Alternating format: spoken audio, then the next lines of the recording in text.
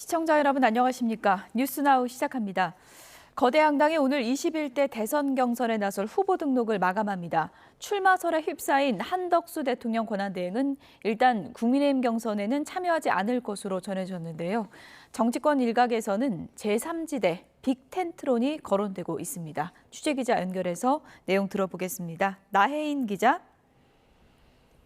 네, 국회입니다. 네, 한덕수 대행 각종 설이 난무했는데 국민의힘 경선에는 나오지 않는다고요? 네, 국민의힘 권성동 원내대표가 아침 회의에서 언급을 했습니다. 여러 경로를 통해 파악했다며 한덕수 대행이 국민의힘 대선 경선에 출마하지 않는다고 못 박아서 말했습니다. 오늘 후보 등록 마감을 앞두고 계속 당내에서 출마설을 언급하는 건 경선 흥행에 도움이 되지 않는다고 입단속에 나선 모습입니다. 지금까지 국민의힘 경선 참여를 공식화한 후보는 8명입니다. 토론회를 거쳐 오는 22일 일반 국민 여론조사 100%로 2차 경선에 진출할 4명이 가려집니다. 당 안팎에선 김문수, 한동훈, 홍준표 예비후보에 나경원, 안철수 예비후보가 남은 한 자리를 다툴 거란 관측이 나옵니다. 안철수 의원은 SNS를 통해 김문수, 한동훈, 홍준표 예비후보는 민주당 이재명 예비후보에게 승리를 안길 종합 선물 세트라며 견제구를 날렸습니다. 나경원 의원은 조금 전 YTN 방송에 출연해 자신은 이재명을 이겨본 유일한 후보라며 당내 경선에서 1등을 하겠다고 자신감을 드러냈습니다. 김문수 예비후보는 아침에 이철우 경북지사와 박정희 기념관을 찾아 전통적 지지층을 향한 메시지를 냈습니다. 한동훈 예비후보는 조금 전 국회에서 성장하는 중산층의 시대를 열겠다며 조세, 복지, 물가 정책 비전을 제시했습니다. 어제 출마를 선언한 홍준표 예비후보는 오전에 현충원을 참배했고 오후에는 캠프 사무실에서 이번 대선에 임하는 비전을 발표합니다. 네, 양당이 경선 준비에 바쁜데 정치권 일각에서는 제3지대 빅텐트론이 흘러나오고 있죠. 네, 국민의힘 내부에서는 한덕수 권한대행이 당 경선에 참여하지 않아도 여전히 대선 출마 가능성을 크게 보는 시선이 있습니다. 한 의원은 YTN과 통화에서 한 대행 출마 가능성이 65%는 된다고 본다. 또 90%까지 확실시하는 의원도 있다고 말했습니다.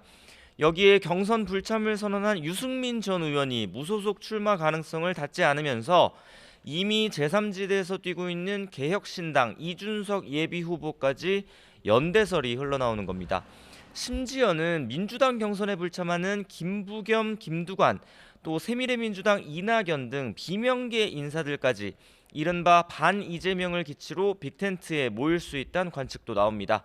일단 국민의힘 쪽에서는 유력 주자인 이재명 예비후보를 견제하기 위해 빅텐트가 필요하다는 공감대가 읽힙니다.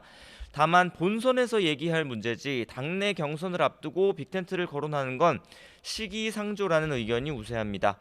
김문수 전 장관은 기자들과 만나서 선거에 이기려면 여러 연대가 필요하지만 경선이 끝나고 판단할 문제라고 선을 그었습니다. 또 노선이 다른 후보들끼리 단순히 특정 주자의 당선을 막기 위해 빅텐트를 친다고 유권자 마음을 얻을 수 있겠느냐는 회의론도 적지 않습니다. 민주당 박지원 의원은 라디오 인터뷰에서 현재 거대 양당 경선에 불참을 선언한 정치인들은 모두 지지세가 희박한 이들이라며 한데 뭉친다고 큰 바람은 일지 않을 거라고 주장했습니다. 네, 민주당 예비후보들의 움직임도 전해주시죠. 네, 이재명 예비후보는 오늘 대장동 재판에 출석했습니다. 공식 일정 없이 사전에 녹화한 유시민 작가, 도올 김용옥 선생과의 대담 영상을 노무현 재단 유튜브 채널을 통해 공개합니다. 캠프 관계자들은 대체로 국민의힘 경선 상황이나 비명계 주자들의 반발을 산 민주당 경선 규칙에 말을 아끼는 분위기입니다. 대신 국민의힘을 겨냥한 메시지는 당에서 내고 있습니다. 박찬대 원내대표는 오늘도 한덕수 권한대행을 내란 대행이라고, 윤 전 대통령을 징계하지 않는 국민의힘은 대선 후보를 낼 자격이 없다고 비판했습니다. 김경수 전 경남지사는 조금 전 민주당 당사에 경선 후보 등록 신청서를 직접 냈습니다. 압도적 정권 교체, 국가 대개혁을 이끌 경선을 치르겠다고 포부를 밝혔습니다. 현직인 김동연 경기지사는 오전에 도청에서 자동차 부품업계 관세 대응을 위한 회의를 주재했고 오후에 후보 등록 서류를 냅니다. 민주당은 내일부터 권역별 순회 경선을 거쳐 오는 27일 대선 후보를 확정할 계획입니다. 지금까지 국회에서 전해드렸습니다. 헌법재판소가 오늘 오전에 평의를 진행했습니다. 재판관들은 한덕수 대행의 헌법재판관 후보자 지명 효력을 정지해달라는 가처분 사건을 논의했는데요. 취재기자 연결해서 상황 알아보겠습니다. 이경국 기자, 오늘 헌재 평의가 열렸다고요? 네, 맞습니다. 오늘 오전 10시부터 헌법재판관들이 평의를 진행했습니다. 한덕수 대통령 권한대행의 헌법재판관 후보자 지명과 관련한 사건들을 논의하기 위해서입니다. 앞서 한 대행은 윤 전 대통령 파면 뒤인 지난 8일, 오는 18일 퇴임하는 문형배 이미선 재판관의 후임으로 이완규 법제처장 그리고 함상훈 서울고법 부장판사를 지명을 했습니다. 두 재판관은 대통령 몫으로 임명이 된 만큼 권한대행이 그 후임 재판관을 지명할 수 있는지를 두고 논란이 일었고요. 결국 헌재 위헌 여부를 확인해달라는 이 비슷한 내용의 헌법소원 그리고 가처분들이 잇따라 접수가 됐습니다. 지금까지 9건의 헌법소원 그리고 이 국회의장의 권한쟁의 심판 청구 1건이 접수가 됐고요. 이 사건들 모두 효력정지 가처분도 함께 신청한 것으로 파악이 됐습니다. 헌재는 앞서 무작위 추첨을 통해서 40여 재판관을 주심으로 선정했는데요. 오늘 평의에서는 이 주심인 40여 재판관의 쟁점 등 검토 보고 그리고 재판관들에 관련한 토론이 진행됐을 것으로 보입니다. 사안의 중대성 등을 고려해서 헌재가 심리에 속도를 내는 모습인데 문형배 이미선 두 재판관 퇴임 전에 결과가 나올지에 관심이 쏠리고 있습니다.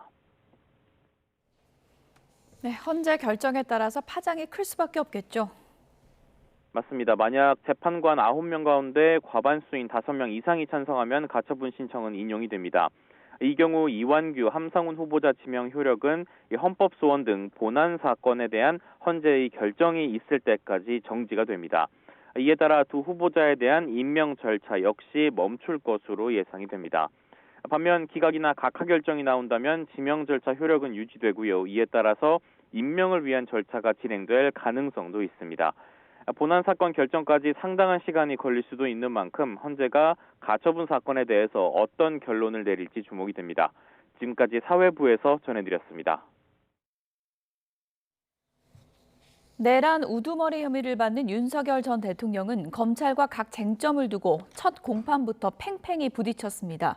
검찰은 계엄 당시 상황을 재구성하며 내란죄의 성립 이유를 설명했고 윤 전 대통령은 검찰의 주장을 하나하나 짚어가며 약 80분간 혐의를 전면 부인했습니다.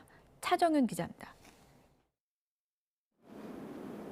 내란 우두머리 혐의 첫 공판에서 먼저 모두 발언에 나선 검찰은 1시간 10분 가까이 공소 요지를 설명했습니다.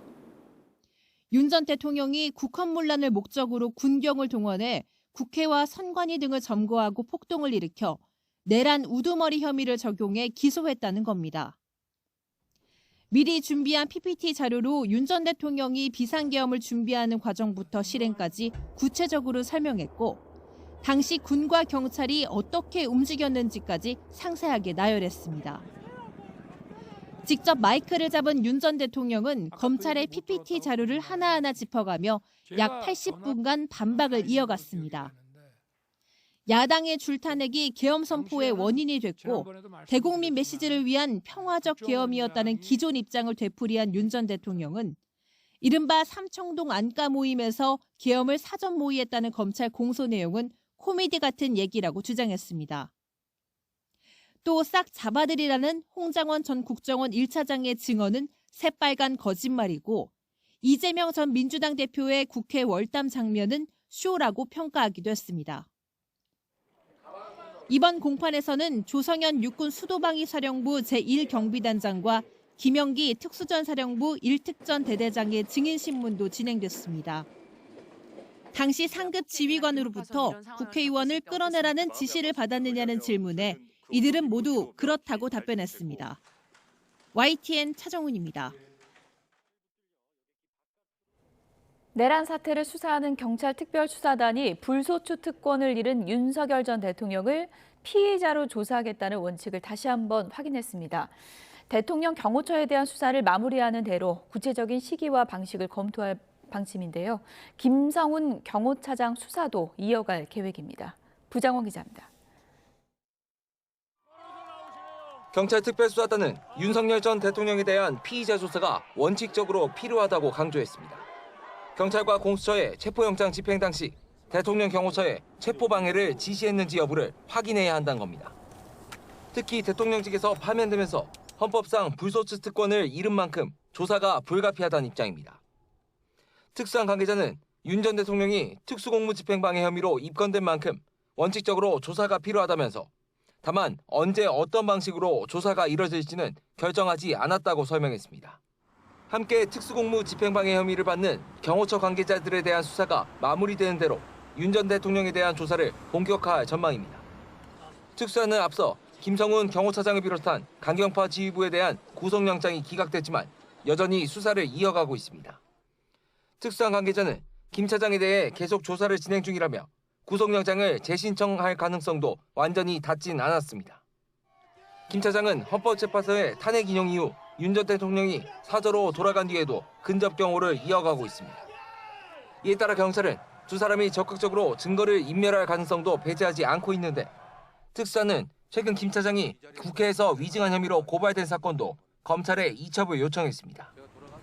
앞서 특수공무집행방해 혐의에 대해서는 구속영장이 기각됐지만 별개의 혐의에는 영장을 재신청할 수 있는 만큼 경찰이 다시 한번 김 차장의 신병 확보에 나설지 주목됩니다. YTN 부장원입니다. 이재명 전 민주당 대표가 대선 출마 선언 이후 처음으로 대장동 개발 비리 사건 재판에 출석하면서 향후 일정에 대해 말을 아꼈습니다. 이 대표는 오전 서울중앙지방법원에서 열린 대장동 위례 성남FC 사건 공판에 출석하면서 대선 일정 중 재판 출석에 대한 입장을 묻는 취재진 질문에 아무런 답을 하지 않았습니다. 올해 초 법원 인사로 교체된 대장동 사건 재판부가 공판 갱신 절차를 진행하고 있는 가운데 대선 선거운동 기간을 포함한 5월에도 두 차례 공판이 예정이 돼 있습니다. 경기 광명시 신안산선 지하터널 공사장이 무너진 지 닷새째지만 작업자 한 명이 아직 실종 상태입니다. 경찰이 공사 관계자들에 대한 조사를 이어가고 있는데 당시 파손된 기둥을 보강하기 위해 첫 번째 H빔을 지하로 내리려다가 이 사고가 발생한 것으로 파악됐습니다. 현장에 취재기자 나가 있습니다. 김희영 기자. 네, 광명시 일직동 지하터널 붕괴 현장입니다. 네, 실종자 구조는 어떻게 진행되고 있습니까? 네, 아직 구조 소식은 전해지지 않고 있는데요. 관계 당국과 합동회의를 마친 소방은 조금 전 브리핑에서 구조견과 구조대원들이 인명 검색을 실시했지만 아직 실종자를 발견하지 못했다고 밝혔습니다. 또 전날 오후 2시쯤 낙하 위험물을 제거하고 중장비가 진입할 수 있도록 토지를 정비했다고 설명했는데요. 대원들도 지하 20m 부근까지 진입했지만 실종자가 있을 것으로 추정되는 컨테이너를 아직 확인하지 못한 상태라며 컨테이너가 있을 것으로 추정되는 곳을 중심으로 반경을 넓혀 수색을 이어가겠다고 밝혔습니다. 실종된 50대 작업자는 시공사인 포스코 ENC 소속으로 밤새 구조견과 탐지 장비 등을 동원한 수색이 이어졌는데요. 실종자의 정확한 위치는 파악 중이지만 지하 35에서 40m 지점에 있는 컨테이너에 있을 것으로 추정되고 있습니다. 네, 경찰도 입건 전 조사를 이어가고 있죠? 네, 경찰은 일단 현장 일용직 노동자 12명에 대한 기초 조사를 진행했습니다. 붕괴 사고는 기둥 파손 보강 작업이 제대로 이루어지기 전에 발생한 것으로 파악됐는데요. 경찰은 작업자들로부터 보강 공사를 위해 크레인으로 첫 번째 H빔을 지하로 내리려고 하는 과정에서 붕괴 사고가 났다는 진술을 확보한 것으로 확인됐습니다. 경찰은 실종자가 구조되는 대로 현장 소장 등 중요 관계자들을 불러 안전조치 여부와 부실 공사 의혹증을 살펴보는 본격적인 수사에 들어갈 계획인데요. 실종자 수색과 안전점검을 마칠 때까지 사고 현장 부근 도로 1km 구간도 계속 통제할 예정입니다. 앞서 지난 11일 오후 3시 10분쯤 신안산선 광명 구간 지하터널 공사 현장이 상부 도로와 함께 무너졌습니다. 이 사고로 고립되거나 실종된 2명 중 20대 굴착 기사는 사고 발생 13시간여 만에 구조됐는데 쇄골 골절등이 의심돼 병원 치료를 받고 있습니다. 추가 붕괴 우려에 인근 주민과 상인 등 50여 명이 2차 대피한 가운데 사고 현장 인근 초등학교는 오늘까지 임시 휴업 상태입니다. 지금까지 광명시 일직동 지하터널 붕괴 사고 현장에서 YTN 김희영입니다. 오늘 아침 제주에서 김포로 출발하려던 에어서울 항공기에 탄 30대 여성 승객이 갑자기 비상구를 열었습니다. 탈출용 슬라이드까지 펼쳐지고 이 승객들은 다른 항공기로 옮겨 타야 했는데요. 이 승객은 폐소 공포증으로 답답해서 그랬다고 경찰에 진술한 것으로 파악됐습니다. 취재기자 연결해서 자세히 알아보겠습니다. 정윤호 기자, 사고 내용부터 자세하게 설명해 주시죠. 네, 항공기에 탑승한 시청자들이 YTN으로 보내온 영상과 사진을 보면서 설명하겠습니다. 한 승객이 양팔을 붙들려서 여객기 바깥으로 끌려나가는 모습이 보입니다. 오늘 아침 8시 제주국제공항에서 김포공항으로 출발을 앞둔 에어서울 RS902편에서 비상구를 연 여성 승객이 연행되는 장면입니다. 비상구가 갑자기 열리면서 기내에선 비명이 터져나왔고 놀란 승무원들도 모두 그쪽을 향해 뛰어갔다고 당시 상황을 목격한 승객들이 설명했습니다. 비상구가 열리면서 항공기에서는 탈출용 슬라이드까지 펼쳐졌습니다. 승객들이 보내온 사진을 보면 멈춰있는 여객기 밖에서 작업자들이 슬라이드를 정리하는 모습도 보입니다. 30대 초반인 여성 승객이 비상구를 왜 열었는지 경찰 등 관계기관이 조사를 벌이고 있습니다. 이 승객은 9번째 열에 앉아있다가 가장 맨 앞에 있는 비상구 쪽 좌석으로 갑자기 달려간 것으로 파악됐습니다. 여성은 경찰에 폐소공포증이 있어서 답답해서 비상구를 열었다고 경찰에 진술한 것으로 전해졌습니다. 기내에서 크게 다친 사람은 없는 것으로 확인됐는데 여성을 제지하던 과정에서 승무원 한 명이 넘어진 것으로 파악됐습니다. 이륙 전에 비행기의 비상구가 열리면서 승객들이 가장 큰 불편을 겪게 됐는데요. 항공기는 이륙하지 못하고 터미널로 다시 돌아갔고 승객들도 기내에서 한참을 기다린 뒤 대체 항공편을 타야 했습니다. 비상구를 위한 여성 승객은 항공보안법 위반 혐의로 인근 경찰서에 인계돼 조사를 받게 될 예정입니다. 지금까지 사회부에서 YTN 정현우입니다. 지난해 여러 차례 대형 땅꺼짐이 생겼던 부산 도시철도 사상에서 하단선 공사 구간에서 이틀 동안 2건이 더 발생했습니다. 재작년부터 간헐적으로 난 것까지 합치면 벌써 10차례 넘게 발생해 원인을 분석하고 또 보완책도 마련했지만 현장에 다 적용되진 않아 사고 위험은 여전합니다. 김종호 기자입니다. 골찾기로 땅속 빈 곳을 찾는 동시에 굴착 과정에서 부서진 상수도관을 복구하는 작업이 한창입니다. 부산 도시철도 사상 하단선 새벽시장 근처 공사장에서 땅꺼짐이 생긴 건 출근 시간대. 지하철이 지나갈 곳을 파놓고 복공판으로 덮은 바로 옆입니다. 지름 1m가 안 되는 징후가 먼저 포착된 뒤에 땅꺼짐이 계속 진행됐고 원인을 파악하려고 주변을 파고 들어가자 땅은 더 크고 깊게 꺼졌습니다. 현장에서는 하수관이 부서진 사실이 확인됐습니다. 골찾기로 이제 땅을 사가지고 그 부분을 보니까 측부 쪽에 이런 하수관 쪽인가 이게 좀 끊어져 있고 이랬다더라고요. 하루 앞서 300m 떨어진 대형 교차로에서도 가로 5m, 세로 3m, 깊이 5m 땅꺼짐이 났습니다. 부산시는 하수박스에 매입된 통신관로 연결부가 부서져 빗물이 오랫동안 새면서 땅꺼짐으로 이어진 거로 보고 긴급 도로 복구 작업을 벌였습니다. 이곳 역시 도시철도 공사장 구간 근처. 이 일대에서만 벌써 10차례 넘게 땅꺼짐이 발생했습니다. 사상 하단선 지하철 공사 현장을 따라 지난해부터 땅꺼짐 현상이 이어졌습니다. 그때마다 원인 분석과 대책 마련을 했지만 땅꺼짐은 끊이질 않았습니다. 부산시 지하사고조사위원회는 지난 2월 설계나 시공에는 문제가 없지만 급변하는 기상 상황이 규정에 반영되지 않아 지하철 공사장 근처 땅꺼짐이 잇따랐다는 결론을 발표하기도 했습니다. 일부 보완책도 함께 제시했습니다. 일종의 관리 강화 차원에서 다시 한 번 더 필요한 부분들, 지금 뭐 그라우팅의 깊이라든가 차수의 보강이라든가 이런 것들을 진행을 하려고 지금 교통공사 측하고 지금 협의를 하고 있고. 하지만 대책이 다 적용되진 않은 상황이라 땅꺼짐이 언제 어디서든 생길 수 있는 위험은 여전합니다. YTN 김종호입니다. 통상 대응과 민생 안정을 위해서 정부가 당초 10조 원으로 제안한 필수 추경 규모를 12조 원으로 증액하기로 했습니다. 또 반도체 산업 등 첨단 전략 산업 투자 확대를 위해 중소 중견기업에 대한 투자 보조금을 신설하기로 했습니다. 단 국회 협조가 관건입니다. 이승은 기자입니다. 강한 미국의 통상 압력과 내수 침체에 정부가 당초 발표보다 2조 원 늘린 12조 원 규모 추가 경정 예산안을 마련하기로 했습니다. 추경 사업은 재해 재난 대응, 통상 AI 경쟁력 강화, 민생 지원에 중점을 두겠습니다. 먼저 재난 대응에 3조 원 이상을 편성하기로 했습니다. 재해 대책비를 기존의 5천억 원에서 2배 이상 보강하고 산불 진압 헬기 등 장비 도입과 재해 예비비 등에 2조 원 정도를 반영합니다. 통상과 인공지능 경쟁력 강화에 4조 원 이상이 투입됩니다. 이를 통해 관세 피해 수출 기업에 정책 자금 25조 원이 신규 공급됩니다. 또 민생 지원에 4조 원 이상이 편성됩니다. 소상공인이 공공요금과 보험료 납부 등에 사용할 수 있는 연간 50만 원 수준의 부담 경감 크레딧이 신설됩니다. 연매출 30억 원 이하 사업자에게 사용한 지난해 대비 카드 소비 증가분의 일부를 온누리 상품권으로 환급하는 상생 페이백 사업도 새로 추진됩니다. 이번 추경은 무엇보다 타이밍이 중요합니다. 추경안이 최대한 빠른 시간 내에 통과될 수 있도록 국회의 초당적 협조와 처리를 간곡히 부탁드립니다. 미국이 품목 관세 부과를 예고한 반도체 산업 경쟁력 강화 방안도 나왔습니다. 반도체 산업에 대한 재정 투자를 기존 26조에서 33조 원으로 7조 원 확대합니다.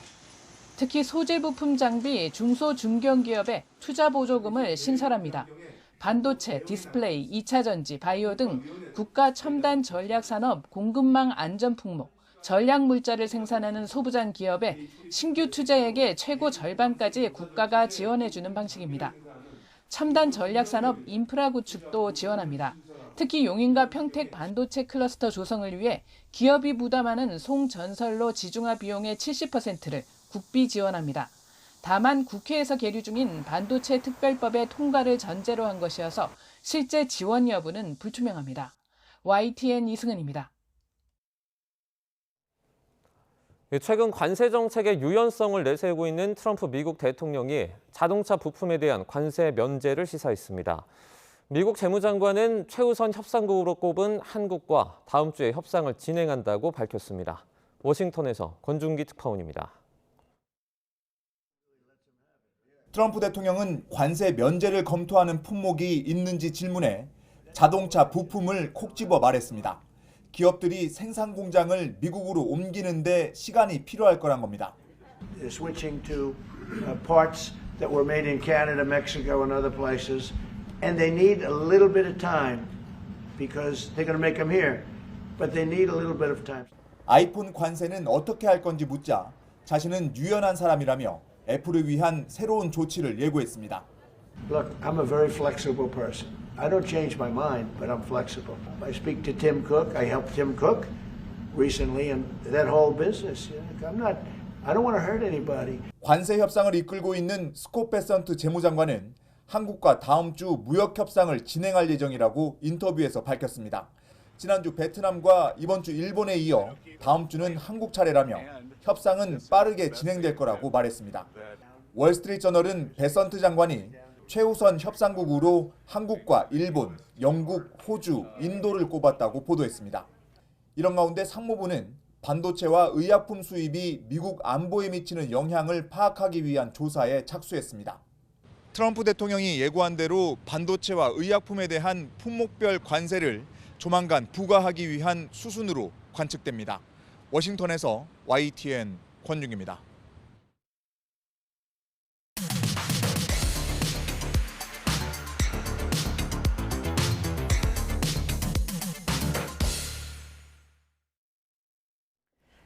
네, 각이 살아있는 정치평론 시사정각 시작하겠습니다. 오늘은 장해찬 전 국민의힘 최고위원, 김상일 시사평론가 두 분 나오셨습니다. 어서 오세요. 안녕하세요.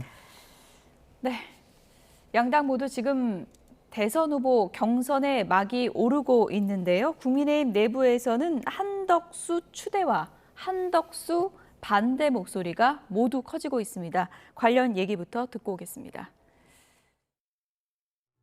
어제까지 정확하게 예. 54명, 54명이나 54. 되는 의원들이 딱 우리 의원들의 절반입니다. 상당한 수가 우리 한덕수 대행의 출마를 예, 확보하고 예, 예. 있다. 이렇게 보실 수가 있겠습니다. 1차로 이제 54명에서 어제 종료를 했고요. 네, 이제 알겠습니다. 또 다음에 그리고 이제 우리 경선 과정에서 탈락하는 분들이 계실 거 아닙니까? 예, 예. 그럼 그분들 지지하는 분들이 다시 또 이쪽으로 네. 돌아올 수도 있다. 그래서 우리가 1차라는 표현을 썼습니다. 1차에 거칠게 비유하자면 예. 테마주 주가 조작 같은 거잖아요. 몇몇 국회의원들이 이렇게 한번 해볼까? 이렇게 한번 해볼까? 라면서 그렇다면 공개하면 되죠, 이름을. 연판장이라는 거가 하려는 이유는 예, 예. 연판장을 만드는 거는 거기에 이름을 자기 이름을 걸어서 그걸 대중에게 보여줌으로써 영향력을 행사하려는 거잖아요. 그렇죠. 만약에 그렇게 자신 있게 한 거고 정말 그게 명분 있는 거라면 그 연판장의 내용을 오늘 바로 공개하시기 바랍니다. 네, 한덕수 띄우기에 나선 박수영 의원 54명 정도라고 하거든요. 54명이면은 국민의힘 의원 거의 절반이 한덕수 지금 원한다는 얘기인가요? 어떻게 봐야 됩니까? 제가 지난주에 이런 연판장 움직임이 있다고 YTN에서 최초로 말씀드렸을 때만 해도 저는 한 40명 정도로 들었거든요. 예. 근데 그 사이에 좀 늘어난 모양이에요. 그러니까 54명이 전부 다 한덕수 총리를 뭐 적극 지지하는지는 몰라도 예. 한덕수 총리의 출마가 필요하다는 데는 공감대가 있는 것 같고 그만큼 현재 국민의힘 당내 경선에서 뚜렷하게 두각을 나타내는 주자가 없는 게 좀 중도 성향, 안정감을 가진 한덕수 총리에게 당내 의원들의 지지세가 모이는 원인이 아닐까 싶습니다. 다만 오늘 아침 권성동 원내대표가 말한 것처럼 국민의힘 경선에 한덕수 권한대행이 참여하는 것은 이제 사실상 불가능해졌고요. 그렇다면 남은 길은 딱 하나, 국민의힘 경선이 끝났을 때 경선 후보와 무소속 한덕수 전 총리가 원샷 경선을 하는 것이 남아있는 마지막 가능성인데 그게 통하려면 남은 한 달 동안 한덕수 권한대행의 지지율이 많이 올라와야 됩니다. 우리가 많이 인용하는 갤럽 같은 전화 면접 조사 기준으로 10% 이상, 두 자릿수 이상의 지지율이 담보가 된다면 국민의힘 경선 주자 입장에서 그걸 그냥 무시하고 갈 수는 없고요. 다만 한 자릿수로 머무르게 된다면 한덕수 총리의 출마도 동력을 얻기가 힘들 거예요. 그래서 앞으로 한 축에서는 보수 진영 내부에서 국민의힘 경선이 진행되는 가운데 나머지 한 축에서는 정치부 기자들이 총리실로도 파견을 많이 가겠다. 그래서 통상 관련된 대응이나 관세 전쟁에서 어떤 성과를 내느냐에 따라 지지율이 더 오를 것인가 아니면 답부 상태에 있을 것인가가 소위 말하는 원샷 경선 단일화의 가능성을 가늠하게 하는 한 달간의 지표가 될 것 같고요. 저는 지난주부터 국민의힘 경선을 놔두고 한덕수 총리에게 목을 매는 일각의 분위기가 부적절하다고 비판을 했지만 그건 어떤 절차에 대한 비판이지 한덕수라는 인물에 대한 비판은 아니거든요. 그만큼 한덕수 총리의 관료로서의 실력이나 또 진보 진영과 보수 진영을 넘나들면서 보여줬던 통합의 면모들이 사람의 측면에서는 좋은 평가를 받는 것 자체는 부정하기 어렵다고 보여집니다. 지금 경선에 뛰어든 주자들도 한덕수 대행의 그 개인 자체에 대해서는 비난하는 후보는 없는 걸로 알고 있고 지금 이런 당내 분위기를 비판하고 있는데 근데 54명이 사실이면 당의 절반이 한덕수를 마음에 품었다는 건데 그러면 경선은 뭐하러 하나 이런 얘기 나올 수 있을 것 같거든요. 그러니까요. 얼마나 국민들이 볼 때 어처구니가 없는 당의 모습입니까? 그것도 당도 작은 당도 아니에요. 아주 큰 거대 양당 중에 한 축입니다. 우리 정치의 한 축인데 정치 한 축이 보여주는 게 본인들의 자신감은 하나도 없는.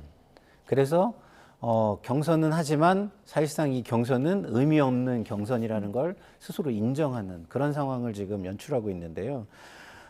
굉장히 좀 안타깝다는 생각이 들고 이것이 자신감의 결여, 그다음에 윤석열 전 대통령과 그를 따르는 강성 지지층의 눈치 보기와 눈도장 찍기로 일관하는 정치 행태가 이어지는 것 아닌가 이런 생각이 들어서 굉장히 씁쓸하고 중도층이 바라볼 때는 저 세력은 아직도 심판이 덜 됐구나라는 판단만 강화할 것이다 이런 생각이 듭니다. 한동훈 전 대표 오늘 언론 인터뷰에서 이런 얘기를 했습니다. 연판장이라는 거는 본인 이름 넣겠다는 건데 그럼 이름 공개해라 이 얘기거든요. 그럴 가능성이 있다고 보세요? 일단 지도부에서 만류했다고 들었어요. 지난 주말 사이에 성일종 의원이 기자회견을 준비했지만 지도부가 국민의힘 경선 일정이나 흥행 등을 고려해서 기자회견 만류한 것 같고요. 다만 뭐 박수영 의원이 저도 잘 아는 분입니다만 있지도 않은 숫자로 없는 말 하는 그런 정치인은 아니거든요. 거짓말은 아닐 것이다. 네, 실제로 예. 뭐 그 정도의 인원이 모여 있기는 할 겁니다. 예. 다만 그 내용이 아주 적극적인 한덕수 지지인지 아니면 한덕수 권한대행도 대선 승리를 위해서 경선에 참여해달라는 것인지 그 뉘앙스에 대한 해석은 의원들마다 조금 다를 수 있긴 하겠습니다만 한덕수 대행이 참여하는 게 경선 흥행이나 또는 그게 나중에 단일화라 하더라도 보수 결집, 뭐 대통합, 반명, 빅텐트 이런 말 나오잖아요. 그 부분에 도움이 된다고 생각하는 의원들이 꽤 많이 있겠죠. 하지만 어쨌거나 제가 앞서 말씀드린 것처럼 오늘로써 경선 후보 등록은 이제 끝이 납니다. 그렇다면 국민의힘에 소속된 정치인들은 국민의힘 경선이 국민들의 관심을 많이 받을 수 있게끔 자기 나름대로 역할을 하는 게 올바른 자세이고요. 예. 한덕수 총리는 이제 그와 별개의 틀에서 나름대로 국민들에게 지금 이제 대선에 나올 수 있는 주자라는 것은 충분히 인지가 된 것 같아요. 그럼 한 달 동안의 여러 가지 경제정책 관리하는 모습을 통해 성적표를 받아들면 되거든요. 근데 결국 정치는 국민의 지지로 하는 것이기 때문에 아무리 많은 국회의원이 모여도 지지율이 한 자릿수면 동력이 안 생기고요. 다시 앞서 강조한 것처럼 국회의원 한 명도 안 모여도 지지율이 두 자릿수 넘어가잖아요. 그럼 하기 싫어도 정치를 해야만 하는 그런 상황이 올지도 몰라요. 그래서 지금 이제 국민의힘 내부에서 한덕수가 이렇다 저렇다 왈가왈부하는 것은 큰 의미가 없는 것 같고 국민들의 지지와 여론에 조금 맡겨두고 한 달간 시간을 가지는 일종의 차분한 과도기가 필요하지 않을까 싶습니다. 한동훈 전 대표는 기득권 세력에 이제 연명을 하기 위해서 한덕수 카드를 꺼낸 거 아니냐. 그러니까 뭐 넓게 보면은 한동훈 견제를 위한 친윤의 카드 아니냐 이렇게도 또 보고 있는 것 같거든요. 어떻게 보세요? 뭐 그건 뭐 한동훈 대표 입장에서 그렇게 해석을 하는 건데요. 그런 해석도 충분히 저는 가능하다고 봅니다. 그 이유는 이런 거죠. 좀 전에 국민의 지지가 있으면 나올 수밖에 없는 거 아니냐 이렇게 말씀을 우리 장채우 하셨잖아요. 근데 그 지지가 자발적 지지냐 한번 봐야죠. 아니면 만들어진 지지냐. 그럼 만들어진 지지라면 그것이 여론이 그 만들어진 의도를 따라올 것이냐라는 거예요. 그러면 지금은 만들어진 의도에 의해서 지지가 8.6%뿐이 안 된다는 게 저는 이해가 되질 않습니다. 사실상 윤석열 대통령과 동기화를 거의 100%를 이루어냈어요. 헌법재판관 2명을 윤석열 대통령의 뜻에 따라서 한 것처럼 지금 보여지기 때문에 거의 윤석열 대통령의 분신처럼 돼버린 상황에서 윤석열 대통령의 탄핵 심판 결과를 받아들이지 못하겠다는 여론조사가 40%대입니다. 근데 거기에서 뭐 한 4분의 1도 오지 않아요. 예?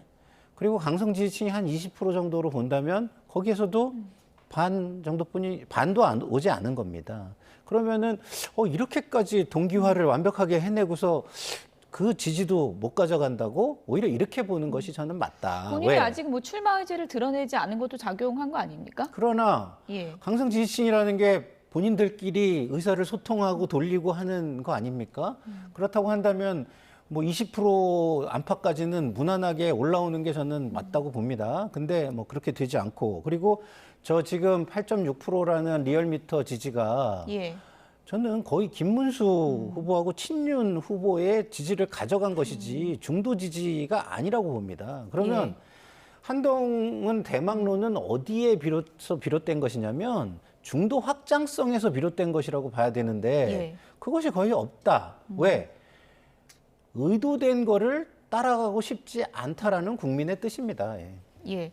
뭐 수치를 언급을 해주셔서 저희가 뭐 리얼미터 여론조사 지지율 어제 또 소개를 해드리기도 했는데 그래픽이 좀 준비되면 잠시 후에라도 좀 소개를 해드리도록 하겠습니다. 민주당에서도 지금 한덕수 대행 추대론에 대해서 상당히 경계하는 목소리를 내고 있는데요. 어제 대정부 질문에서 어떤 일이 있었는지 잠시 보시죠. 한덕수 권한대행은 윤석열의 아바타이면서 실제 내란의 저는 공범이라고 생각해요. 그러니까 이런 모습을 보이고 뻔뻔하게도 위기관리를 못하고 대선 나가겠다 운운하면서 내란 수주의 윤석열은 함흥됐지만 내란은 지속되고 있습니다.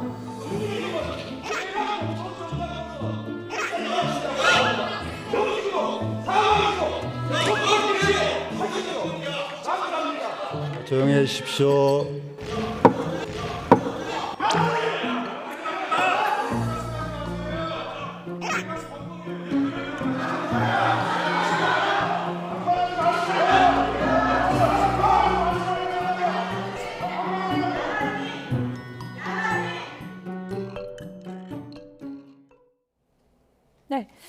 한덕수 대행에 대해서 민주당이 요즘 프레임을 만든 것이 이제 윤석열의 아바타다. 이렇게 또 공격을 하고 있거든요. 어떻게 생각하세요? 근데 그렇게 따지기에는 예. 헌재 증인신문 변론 과정에서 한덕수 권한대행이 국무회의 구성 요건과 관련해서는 윤석열 전 대통령에게 상당히 불리한 진술을 하기도 했거든요. 그래서 일방적으로 뭐 윤 전 대통령의 아바타다 아니다 평가하기에는 좀 어렵다. 배우설도 동의하지 않으시는 저는 건가요? 전혀요. 예. 그 배우설이 있다면 제가 모를 리 없습니다. 그리고 그 배우가 윤석열 전 대통령과 김건희 여사라는 친한계의 일부 주장은 음모론인데 정말 그런 배우가 있다면 예. 제가 지난주에 YTN 나와서 예. 한덕수 출마 부추기는 거는 자해 행위다라고 찬물을 끼얹었겠습니까? 그러니까 이게 제가 가장 강력한 증거죠. 그 배우가 아니라는. 예. 그리고 지금 성일정 의원, 박덕흠 의원, 박수영 의원 등이 한덕수 대망론의 어떤 열성적인 활동을 하고 있는 분들인데 이분들 중에 소위 말하는 찐윤으로 분류되는 분들은 아니거든요. 그러니까 모든 것을 친윤 대 반윤 이런 개파의 프레임으로 보는 것은 좀 옳지 않다. 이 또한 어떻게 보면 저도 한덕수 총리 대망론을 비판한 입장이지만 친한계의 좀 과도한 음모론에 가깝다는 생각이고 민주당이 한덕수 권한대행 총리를 계속 공격하는 것은 어떻게 보면 역설적으로 한덕수 키워주기가 될 수도 있어요.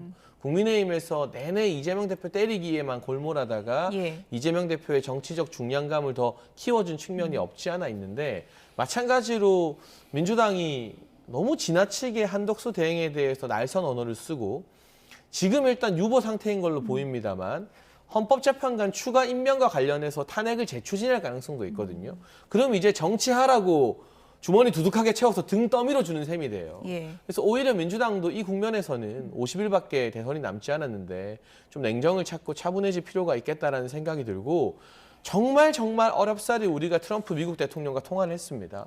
그럼 일단 정치적으로 서로의 이해관계나 득실은 좀 다르더라도 남은 50여일 동안 굉장히 중요해요. 관세가 유예되느냐 마느냐 어떤 예. 국면에 처하느냐가. 그게 다음 대통령이 누가 되더라도 이 50일을 허투루 보낼 수 없는 이유인데 한덕수 권한대행과 최상목 기재부 장관 체제에서 조금이라도 관세 전쟁에서 우리에게 유리한 고지를 점하도록 정치권이 이 경제부처와 행정부의 이 수장들을 예.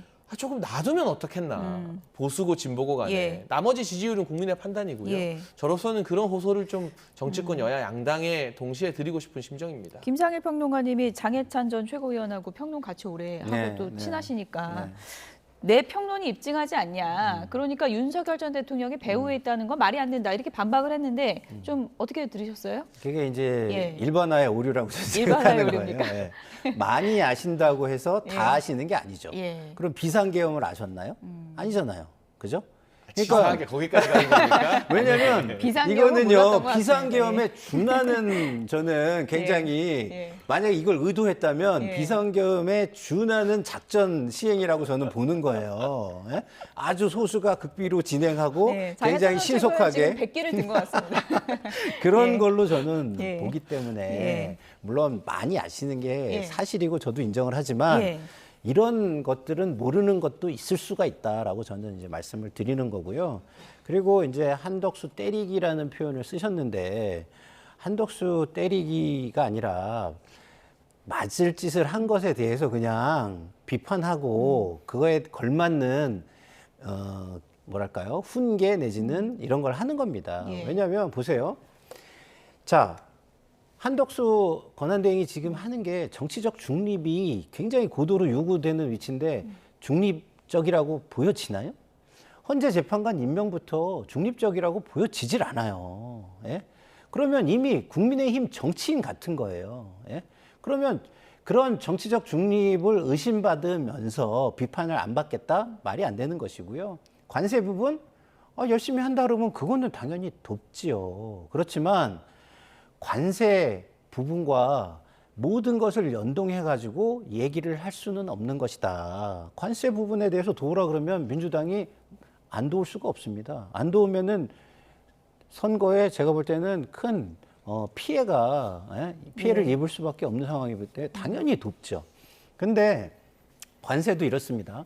한덕수 권한대행이 모든 걸 다 한 것처럼 지금 분위기가 좋아진 게 마치 본인의 업적인 것처럼 하고 싶은 의도가 있는 것 같은데 그런 거 아니에요. 일본, 호주가 먼저 뛰었습니다. 우리 권한대행 없을 때 다들 걱정했습니다. 어떻게 됐죠?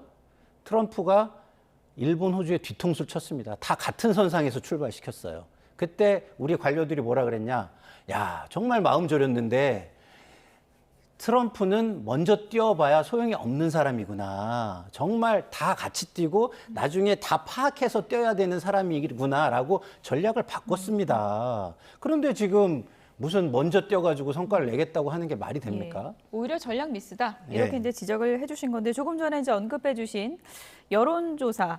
국민의힘 내부에서도 이 여론조사가 이제 상당히 좀 화제를 모았던 그런 여론조사이기도 합니다. 차기 대선 주자 선호도 리얼미터 여론조사에서 이 보수 대권 주자 가운데 한덕수 대행, 그러니까 나는 출마하겠다고 얘기도 안 했는데 김문수 전 장관하고 거의 이제 붙어 있는 지지율이 나오다 보니까 이제 당심이 나중에는 이제 어디로 향할 것인가 이런 부분인 거잖아요. 이게 두 자릿수까지 뭐 갈 가능성도 있다고 보십니까? 뭐 지금 탄력을 받으면 충분히 예. 두 자릿수로 올라갈 수 있죠. 다만 국민의힘 경선 룰 등을 비교해서 보면 저 일반 국민 다자 여론조사보다는 역선택 방지 조항이 적용된 여론조사를 살펴봐야 조금 더 예. 구체적인 데이터를 우리가 확인할 수 있겠는데 어느 정도 파괴력이 있다는 건 부정할 수가 없어요. 다만 이제 이번 주부터는 본격적으로 국민의힘의 경선이 시작되고 미디어데이, 뭐 후보자 TV 토론 등이 진행되면 언론의 관심이 국민의힘 경선 쪽으로 조금 더 많이 기울어지게 되거든요. 그때도 독자적으로 뉴스를 생산해내면서 그에 맞서는 지지율을 계속 유지할 수 있을 것인가. 그리고 국민의힘의 최종 후보가 선출되면 아무래도 여론조사나 당원 투표에 참여해서 예. 투표권을 행사한 사람들은 자기가 표를 던진 후보 쪽으로 마음이 계속 모이게 되어 있거든요. 그리고 정당 조직이라는 게 결코 간단하지 않아요. 외부에 있는 무소속 후보가 단일화 경선을 통해서 이기는 게 쉽지는 않습니다. 과거 안철수 의원이 문재인 전 대통령과의 단일화에서 손을 들었던 것, 윤석열 전 대통령이 결국에는 국민의힘에 입당해서 경선을 치르는 것, 모두 당 밖에서 당 안의 후보와 싸우는 게 쉽지 않다는 현실을 나타내기 때문이거든요. 예. 그런 점에 있어서 한덕수 총리 측근들이 만약 외부의 어떤 원샷 경선을 좀 염두에 두고 있다면 넘어야 될 산이 결코 낮지는 않다. 그러니까 지지율이 어느 정도야 나오겠지만 웬만한 지지율로는 당 밖의 후보가 당에 있는 후보와 경선에서 이기는 게 결코 쉬운 일은 아니다라는 게 현실적인 전망인 것 같습니다. 예. 뭐 헌재에서 오늘 이제 평의가 있었고요. 뭐 한덕수 대행의 이제 재판관 임명에 대한 이제 가처분 사건 이 부분에 대한 결론이 이제 이번 주 안에 나올 가능성이 높다고 하는데 네. 그것도 또 한덕수 대행 정치행보의 변수가 될 것 같고요. 이거는 장해찬 전 최고위원한테 물어봐야 될 것 같은데 홍준표 전 시장이요. 네. 어제 대선 출마했는데 현역 의원이 제가 보니까 17명 왔더라고요. 네. 생각보다 좀 많이 온 겁니까? 많이 온 거죠. 많이 온 겁니까? 사실 예. 홍준표 예. 대구시장 하면 떠오르는 단어가 독고다이 그렇죠. 아니겠습니까? 예. 근데 이제 총괄 상황실장을 맡은 유상범 의원도 출정식에서 홍준표 이제 더는 독고다이 아니다라고 말을 했어요. 예. 그리고 제가 알기로도 지난 달부터 꾸준히 홍준표 시장과 캠프에서 국민의힘 현역 의원들이 1대1로 만나면서 공을 굉장히 많이 들였다. 그러니까 사실 지난 대선 경선에서 홍준표 시장 입장에서는 아쉽게 졌다라는 생각을 많이 할 겁니다. 그 원인으로 함께하는 사람이 적다라는 게 손꼽히지 않았겠어요? 그러니 이번에는 사람을 많이 만들겠다.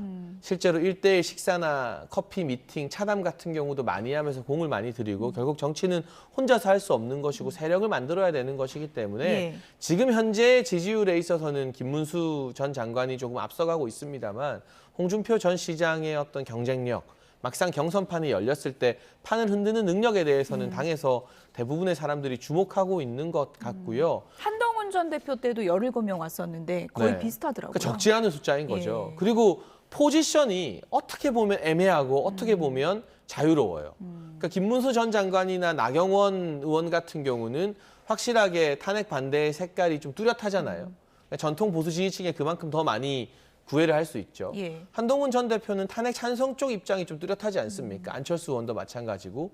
근데 홍준표 전 시장은 여기도 갔다가 저기도 갔다가 좀 종횡무진이 가능합니다. 예. 그게 잘못하면 두 마리 토끼를 놓치는 우가 될 수도 있지만 한편으로는 운동장 넓게 쓴다는 느낌도 줄 수 있어서 어쨌거나 다크호스로 주목해봐야 될 정치인임은 분명해 보입니다. 문수영은 탈레반이다 이렇게 이야기하면서 김문수 후보를 유독 경계했던 홍준표 후보인데 지금 온 의원들 명단을 보니까 이철규 의원도 여기 네, 있더라고요. 그럼 친윤들이 좀 많이 간 것 같은데 그렇죠. 김문수 후보가 좀 긴장해야 될까요? 어떻게 보십니까? 그렇죠. 이제 김문수 후보 같은 경우는 예.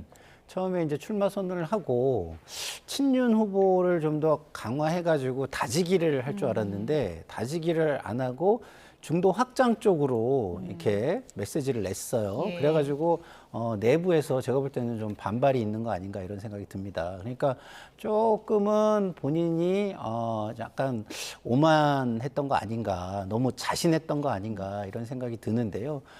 김문수 후보가 뜬 거 역시 본인이 자발적으로 여론을 생성해서 뜬 게 아닙니다. 역시 그 또한 윤석열 전 대통령의 지지층의 후광 효과로 뜬 것이거든요. 예. 그래서 그게 다져지지 않은 상태에서 곧바로 다른 성향의 지지층을 향해서 메시지를 낸 부분이 저는 패착이었다고 보고요. 예. 그런 부분이 또 홍준표 전 시장에게 또 관심을 돌리게 하는 하나의 요소가 되지 않았을까. 그래서 친윤 진영의 의원들도 뭐 한 사람만 지금 꼭 가서 도장 찍기를 얼굴 도장 찍기를 해야 되는 건 아니니까 지금 상황은 예. 그 17명이 캠프에 다 들어갈 의지를 가지고 간 상황은 저는 아니다 이렇게 좀 보여집니다. 제가 짧게 분석을 좀 더해드리면 네. 김문수 전 장관 측에서는 지지율이 초반부터 많이 높게 나왔기 때문에 현역 의원들 포섭하는 데는 다소 소홀했던 것 같아요. 그렇군요. 그래서 현역 의원들의 지지세가 지지율에 비하면 좀 적은 편입니다.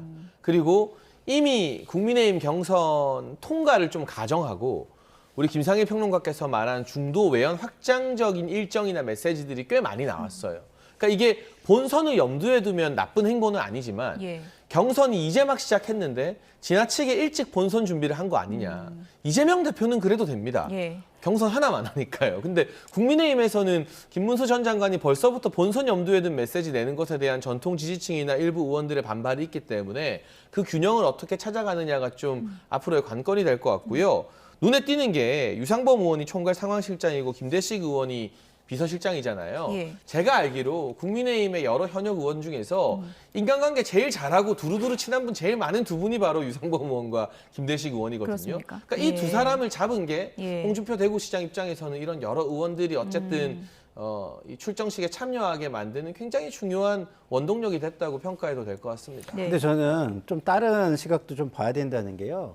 김문수 후보가 그 처음에 지지율이 높았던 거는 저는 이게 기회주의적인 행태지 일관성을 가지고 어떤 역경이나 자기 희생을 통해서 자발적으로 생성된 게 저는 아니라고 봐요. 남이 가지고 있는 지지를 잠시 예. 거기에 동조를 함으로써 그 세력이 잠시 자신을 지지하는 듯한 모습을 보인 거죠. 그렇기 때문에 저는 그것이 자기가 자기 세력으로 오인한 게 문제인 거지 그러니까 다시 말해서 중도 확장을 뭐 한 것이 문제다 이런 얘기를 하는 건 아닙니다. 예. 어쨌든 이번 뭐 경선이 3대1 구도로 한동훈 전 대표가 3명에게 공격을 당하는 양상이 될 것이다. 이런 얘기들이 많이 나오고 있는데 또 하나 관심 포인트는 바로 나경원 대 한동훈입니다.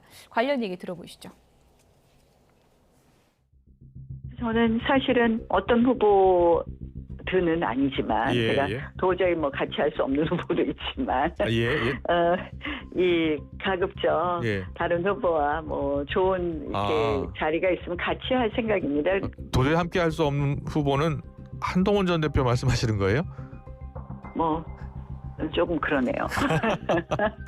그래서 오히려 이 탄핵을 더 어떻게 보면은 뭐라 그래야 되나 선동했다고나 할까요? 그런 예. 점에 대해서는 도저히 저는 좀 납득하기가 어려운 부분이 있습니다.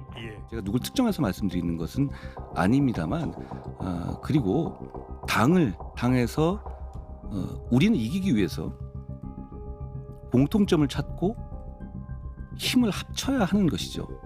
그런데 누구는 절대로 안 되고 목표가 마치 누구를 떨어뜨리기 위해서 나오는 것처럼 처음부터 발언한다.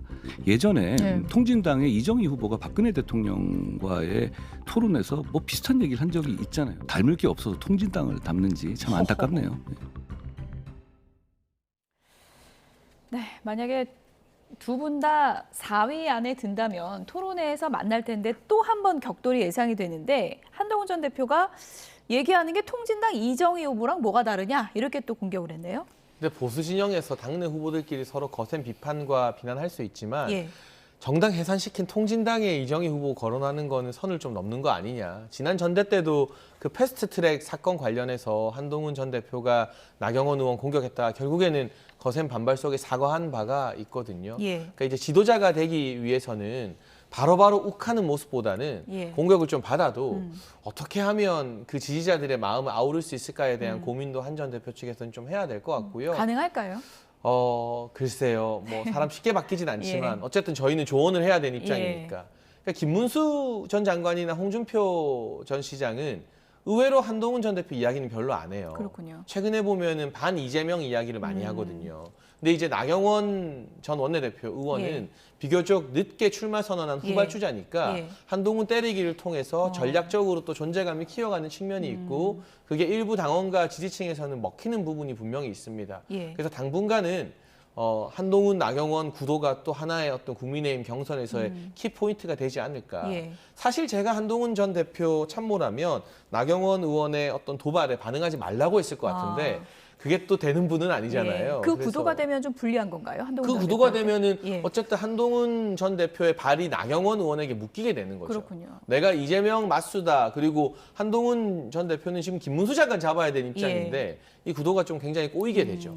그래서 굉장히 흥미진진한 역학 구도인 건 분명해 보이고 아까 말씀드린 것처럼 소위 말하는 전통 친윤 성향 당원과 지지층들이 김문수 전 장관의 최근 행보를 보면서 약간 물음표를 띄우고 있는데 그걸 또 나경원 의원이 흡수해가면서 덩치를 키울 가능성이 다분하기 때문에 예. 국민의힘의 4강 구도는 사실은 원래 김홍 오한에서 예. 이제 김홍 나한으로 재편된 것 같아요. 안철수 의원은요? 좀 상대적으로 아직까지는 우리가 아까 리얼미터 예. 조사도 봤지만 조금은 또 낮아 보이고 하는데 그렇군요. 그런데 이제 이 김홍 나한 안에서의 서로 물고 물리는 역학 구도나 이런 것들이 또 많은 재미 요소를 국민의힘 안에서 낳지 않을까 예. 싶습니다. 어쨌든 뭐 나경원 의원 지금 뭐 존재감을 키우기 위한 여러 노력을 하고 있는데 오늘 SNS에 이런 사진을 올렸습니다. 어떤 사진인지 좀 보여주실까요? 네, 이게 오늘 뭐 화제를 많이 모은 것 같습니다. 드럼통에 들어갈지언정 굴복하지 않는다. 이거 이재명 전 대표 겨냥한 거 맞죠? 네. 예. 그러니까 뭐 저 이제 드럼통이 가지는 게 뭐 이렇게 뭐 어떤 부당한 압박, 예. 뭐 굴레 뭐 이런 거를 표시하는 것 같은데요. 좀 급했다 저는 이런 생각이 들어요. 그러니까 저런 모습까지 연출하는 이유는 본인이 주목을 못 받는구나 이거를 계속 본인이 느끼는 거예요. 그러니까 저렇게라도 한번 주목을 받아봐야 되겠다라고 예. 저는 생각하는 거라고 보고요. 많은 언론에서 처음 4강 안에 들 후보들을 꼽아봐라 할 때 나경원 대표를 꼽는 사람들이 많지가 않더라고요. 그 이유가 뭐냐면 이런 겁니다. 아무리 친윤이 더 많다고 하더라도 이 표를 고르게 배분할 수가 없잖아요. 그러면 3명이 들어오기가 쉽지가 않은 겁니다. 고루 배분이 된다면 3명이 들어오겠죠. 그러나 고르게 배분이 안 되고 이렇게 몰려서 가게 됩니다. 몰려서 가게 되면 한쪽에서는 1명 정도가 더 들어가고 요 반대편도 좀 적긴 하지만 적다 하더라도 그것이 이렇게 몰리는 현상이 덜하면 이것이 그 개개인을 지지해서 나온 기반을 가지고 나온 사람일 수 있기 때문에 2명이 들어갈 수도 있어요. 그래서 나경원 후보가 4위 안에 드는 것조차도 지금은 불안해서 저렇게 존재감을 키워보려고 하는 거 아닌가? 그러면 유권자들 입장에서는요. 저렇게 조급해 보이거나 불안해 보이는 후보는요. 더 눈에 안 들어옵니다. 그 부분을 좀 아셨으면 좋겠다는 생각이 불안감에 드럼통까지 들어간 거다. 이른바 뭐 드럼통 퍼포먼스라고 이제 얘기해도 될 것 같은데 저런 그 어떻게 보면은 이재명 전 대표 포비아를 키우는 저런 민 같은 게 어떻게 좀 확산될 가능성도 있다고 보세요? 그러니까 저는 나름 긍정적으로 평가를 합니다. 후발주자 입장에서는 뭐라도 해야 된다. 드럼통에 들어가니까 우리가 지금 저 사진을 공개하면서 이야기를 나누는 거잖아요. 드럼통 안 들어갔으면 우리가 나경원 의원 가지고 이 정도 길게 이야기하겠습니까? 안철수 의원도 혹시 들어가는 거 아닌가 걱정되네요. 모르죠. 네. 어쨌든 이렇게 이슈 메이킹을 하는 게 저는 요즘 시대 정치인들에게 필요한 덕목이라고 보여지고요. 또 이 대선은 짧은 것 같아도 본선 가면 하루 만에 이슈가 출렁거리거든요.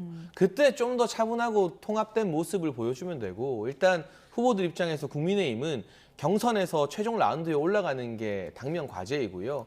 이재명 전 대표에 대해서도 누가 비판을 잘하나를 국민의힘 성향의 국민들과 지지하는 당원들이 지켜보고 있을 겁니다. 막 어렵고 복잡한 말 이야기하는 것보다 저는 한 장의 사진이 주는 메시지가 굉장히 큰 법이잖아요. 물론 아슬아슬한 선을 잘 유지해야겠죠. 이게 자칫 역풍을 불러일으킬 수 있다는 건 늘 염두에 둬야 되는데 저 정도 사진과 퍼포먼스는 뭐 그렇게 역풍을 일으킬 만한 부분은 아니고 젊은 세대가 관심 가질 만한 일종의 퍼포먼스로 보여지기 때문에 저는 개인적으로 저 드럼통 퍼포먼스는 점수를 좀 주고 싶습니다. 네, 일단, 저는 반론이 좀 있는데요. 정치인들이 어떤 행위를 할 때는 일관성이라는 게 존재를 해야 돼요. 근데 전혀 나경원 대표의 과거와는 저는 너무 다르다라는 생각이 들어요. 그러면은 왜 바뀌었느냐에 설명이 있어야 하는 거거든요. 그런 설명이 잘 안 된다면 저거는 튀는 행동으로 오히려 보여질 수 있고 그런 것은 그냥 한번 튀어보려고 이런 느낌을 주기 때문에 그것이 대선으로 가는 굵직한 정치인의 플러스가 되는 안정감 이런 것은 아니다라고 봅니다. 네. 어쨌든 국민의힘 경선판이 앞으로 어떻게 출렁일지 모르겠지만 지금은 이제 4위 다툼도 누가 그 4위 자리에 들어갈지 이 부분도 좀 흥미롭게 지켜봐야 될 것 같습니다. 민주당 경선 얘기를 좀 해보겠습니다. 이건 김상일 평론가께 좀 여쭤볼게요. 워낙에 뭐 일강 구도가 뚜렷하다 보니까 이제는 2위 다툼이 굉장히 뜨거울 것이다. 이런 언론 보도가 계속 나오고 있더라고요. 글쎄요. 2위 다툼을 하기 위해서 나온다? 저는 잘 모르겠습니다. 그런 건 아니겠죠. 그래도 2위 다툼이라기보다는 하나의 정치를 앞으로 해나가는 데 있어서 지금의 구도로만은 가지 않을 것이기 때문에 상징성을 세우고 하나의 깃발을 세우겠다라고 나왔다고 보는 게 저는 더 맞을 것 같고요. 이 싸움을 하기 위해서 만약에 두 분이 나와서 한다면 정치적 미래가 저는 없을 거라고 봐요. 그러면 다시 말해서 왜 나왔느냐를 보여줘야 되는데 그러려면 지금 민주당에 필요한 것이 뭐고 민주당의 미래에 필요한 것이 뭐고 현재의 뭔가 개선해야 될 점이 무엇인가 국민을 위해서 더 해야 될 것은 무엇인가를 분명히 보여줘야 되는 겁니다. 그래야지 그나마 의미가 있지. 토론회가 좀 정책이나 비전 토론회가 될 가능성이 크다고 보십니까? 그래야 한다고 저는 이제 보는 것이고요. 그러나 이제 그것을 빌미로 지금 민주당이 당면하고 있는 비호감 부분에 대해서 숙제, 그러니까 이재명 대표에게 내는 숙제를 만약에 마다한다면 굉장히 뭐랄까 정치인다운 당당함 이런 걸 또 보여주지 못한다면 그 정책과 비전 이런 것도 저는 묻힐 것이다 이런 생각이 들고 지금 민주당의 경선은 큰 관심사가 되지 못한다라고 저는 생각을 해요. 이미 뭐 판도 거의 뭐 변수가 거의 없다라고 생각하는데 그 이유는 바깥에 위험 요소가 없기 때문입니다. 어쨌든 뭐 판은 거의 굳어진 거 아니냐 많은 분들이 이런 분석을 하고 있는데 그렇다 보니까 이제 이재명 전 대표가 일종의 이제 본선 행보에 집중을 하고 있습니다. 어제 첫 일정으로 AI 기업을 찾았는데요. 어떤 얘기가 나왔는지 다시 한번 좀 들어보시죠. 저는 새로운 희망이 보이는 것 같아요. 네, 되게 우리 국민들이나 뭐 저희가 알기로도 인공지능 분야에서는 우리가 계속 뒤처지고 있다라는 그런 걱정들을 많이 하고 있는데 퓨리오사는 그렇지 않다라는 희망을 보여주는 것 같습니다. 네, 오늘 함께 그 현장을 확인해 보고요. 특히 공공 분야에서 어떤 것들이 필요한지를 한번 말씀을 좀 많이 듣고 싶습니다. 네, 대선 첫 공약으로 AI 기본 사회를 발표했습니다. 그러니까 뭐 중도 잡기, 실용주의 전략 이런 것과도 좀 맞닿아 있는 것 같은데 어떻게 보셨습니까? 그러니까 계속해서 경제 민생 행보하겠다는 것이고 저런 행보는 당내 경선보다는 다분히 본선 염두에 둔 본선 선거운동을 한 발짝 앞서할 수 있다는 장점이 이재명 전 대표에겐 있는 거죠. 저는 의상이 눈에 들어오는데요. 그 11분짜리 다큐멘터리 영상에서와 마찬가지로 상당히 밝고 좀 따뜻한 색감의 의상들을 입고 있거든요. 이건 누군가 전문가가 붙어서 이재명 전 대표가 가지고 있는 다소 과격하고 강경한 이미지를 누그러뜨리기 위한 어떤 전문가의 손길이 저는 많이 느껴집니다. 잘하고 있다고 보세요? 그럼요. 이건 어느 정도 계속 거듭되면 이재명 전 대표의 약점을 좀 보완할 수 있는 부분이고 그런데 제가 사실 여러 방송에서 말한 것처럼 생방송에서 기자들의 질의응답 과정에서는 이재명 전 대표의 원래 캐릭터가 또 드러날 수 있다. 그걸 조심해야 된다고 몇 번 지적을 했었는데 예. 그래서인지 몰라도 경선 과정에서는 별도의 언론 인터뷰는 거의 안 하겠다는 예. 입장이라고 한 보도에서 제가 읽었거든요. 그럼 이제 어떻게 보면 부자 몸조심하는 거죠. 지지율 상으로 보면.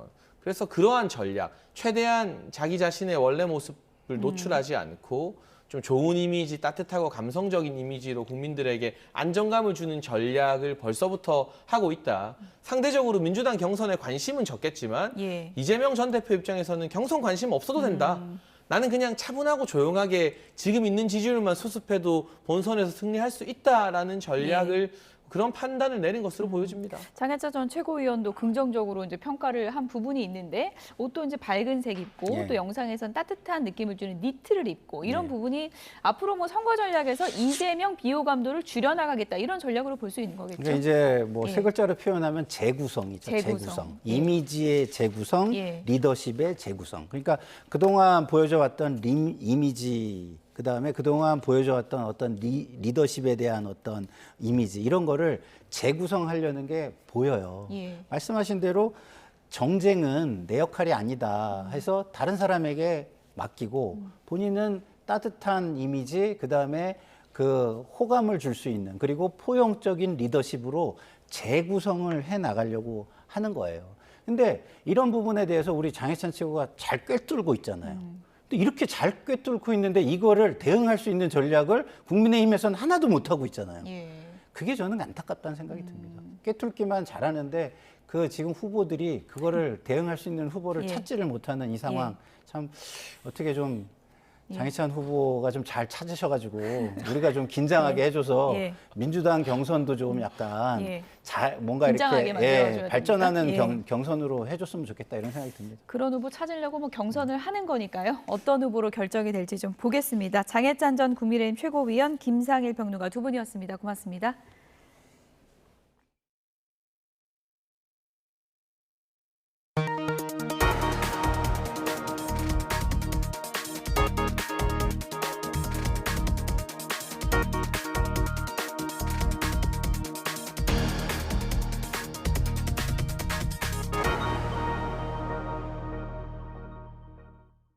여성들만 탄 우주선이 1963년 이후에 처음 발사돼 우주에 다녀오는 데 성공했습니다.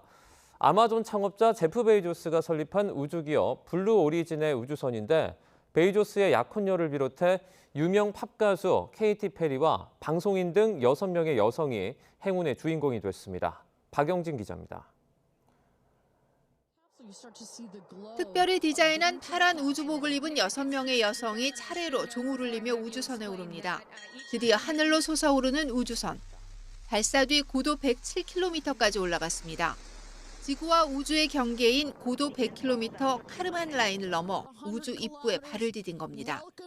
6명의 비행사는 잠시 무중력을 체험하며 우주선 창밖으로 보이는 푸른 지구를 감상했습니다.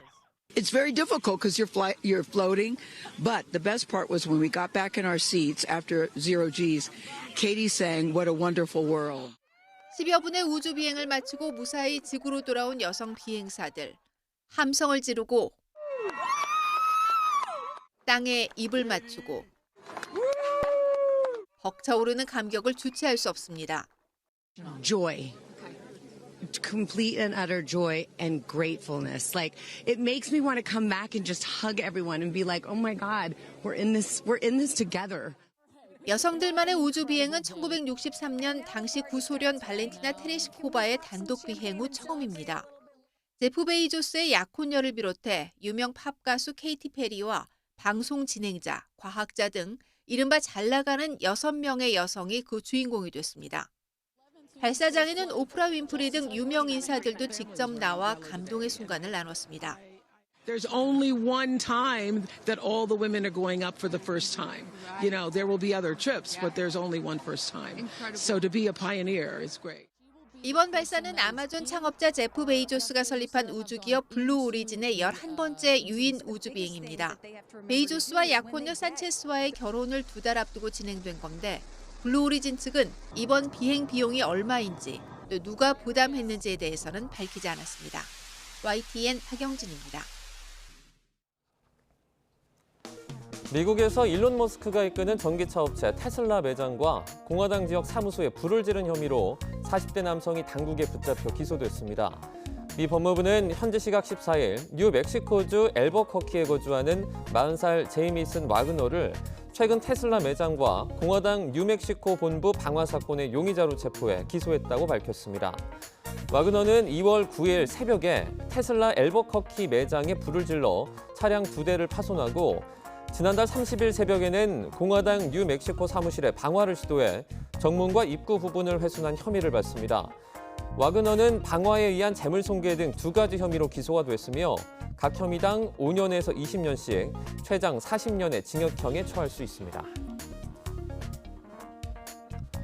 영국에서 수도 런던 다음으로 인구가 많은 제2의 도시 버밍엄에서 쓰레기 수거 노동자의 파업 장기화로 도로 곳곳에 보시는 것처럼 쓰레기 더미가 쌓이고 있습니다. AP 로이터 통신에 따르면 노조 유나이티드 소속 버밍엄시 쓰레기 수거 담당 노동자들은 지난달 11일 시의회의 감원과 임금 삭감 계획에 항의해서 파업을 시작했는데요. 쓰레기 수거가 6주 가까이 중단되면서 버밍엄 거리에는 쓰레기가 쌓이고 악취가 진동하고 있으며 쥐가 돌아다니는 모습을 목격한 시민들도 많다고 현지 언론은 전했습니다. 미국 캘리포니아주 샌디에이고 인근에서 규모 5.2의 지진이 발생한 가운데 동물원 코끼리들이 둥근 원 모양 울타리를 만들어서 새끼들을 보호하는 장면이 포착됐습니다. 로이터 통신은 현지 시간 14일 오전 10시쯤 샌디에이고 동물원 사파리 공원에서 촬영이 된 CCTV 영상을 공개했는데요. 영상을 보면 동물원 우리 안에서 평화롭게 시간을 보내던 코끼리들이 이 지진으로 땅이 흔들리자 재빠르게 모여서 울타리 모양으로 새끼들을 둘러싸는 모습이 그대로 담겨 있습니다. 동물원에 따르면 이러한 코끼리들의 행동은 경계 원형이라고 불리는데 새끼와 무리 전체를 위협으로부터 보호하기 위한 코끼리들의 본능적인 반응입니다. 광명 지하터널 붕괴 사고 실종자 수색 작업이 이어지고 있지만 아직 구조 소식은 들리지 않고 있습니다. 경찰이 내사에 착수했는데요. 붕괴 전 공사 인원을 투입한 과정에 문제가 없는지 조사할 것으로 보입니다. 표정우 기자입니다.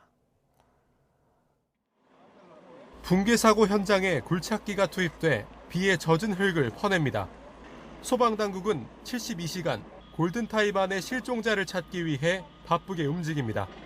추가 붕괴 우려로 주변 시설물 등을 치워가며 조심스럽게 진입로를 확보하고 수색을 이어갔지만 비까지 내리며 집안이 내려앉아 난항을 겪었습니다. 여러 복합적인 위험 요인들이 있어가지고 주변 위험 요인들부터 하나씩 제거해 나가다 보니까 시간이 소요되고 실적으로 구조대원들이 진입할 장소가 나오지를 않고 있기 때문입니다.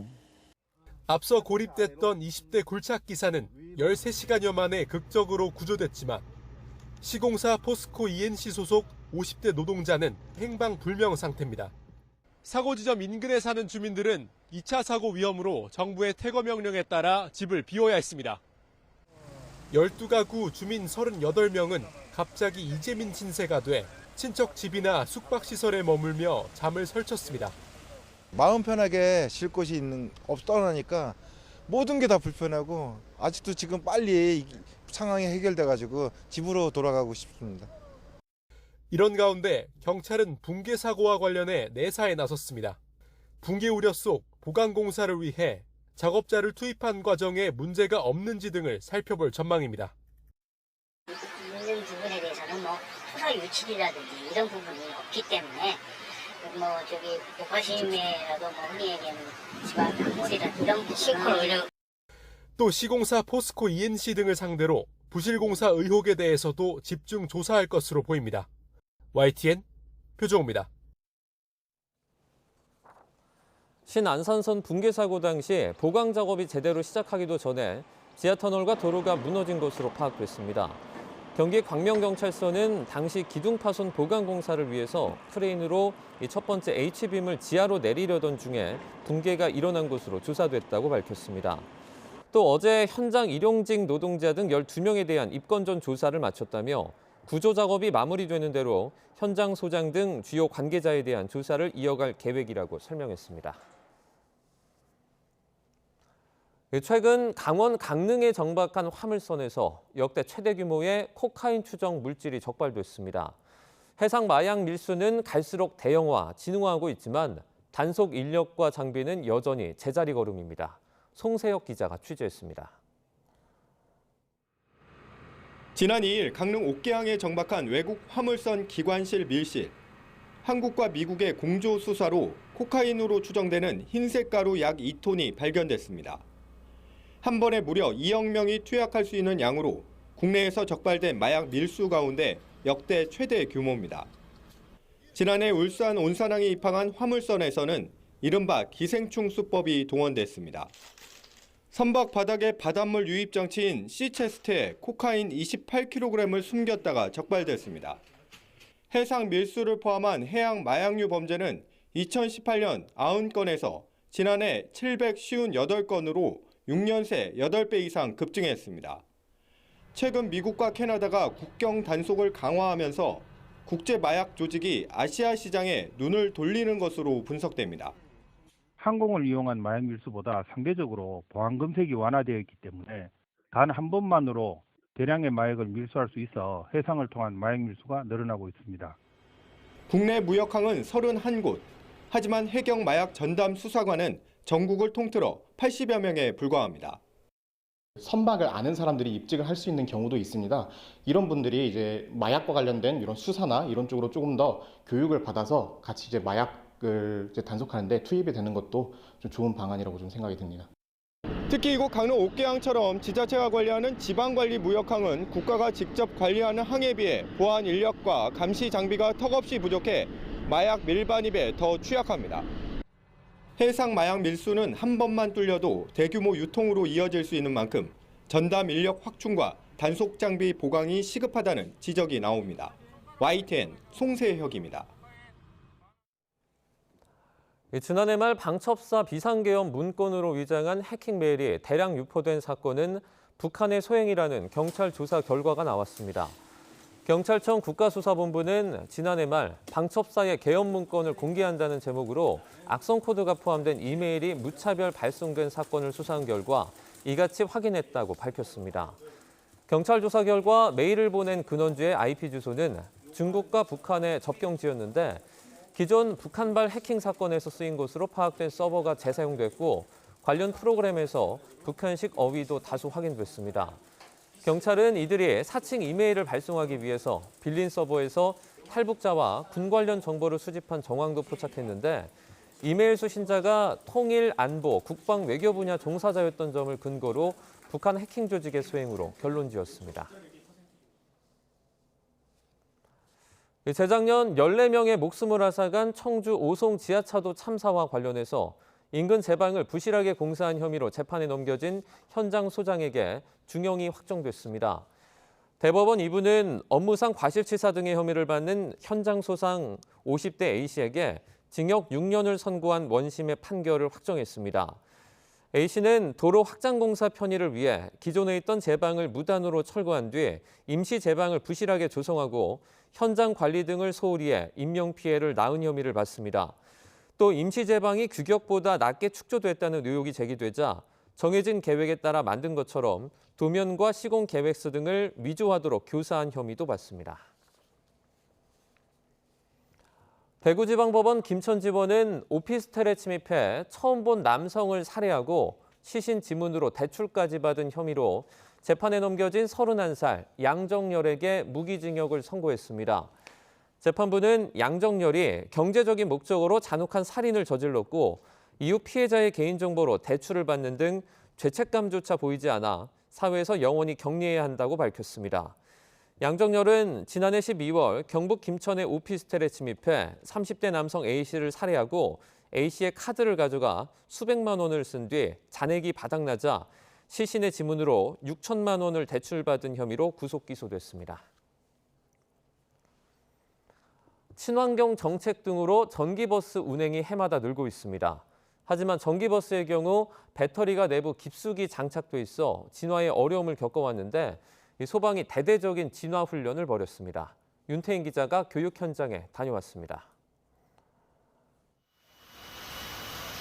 버스 지붕에서 불꽃이 맹렬히 타오릅니다.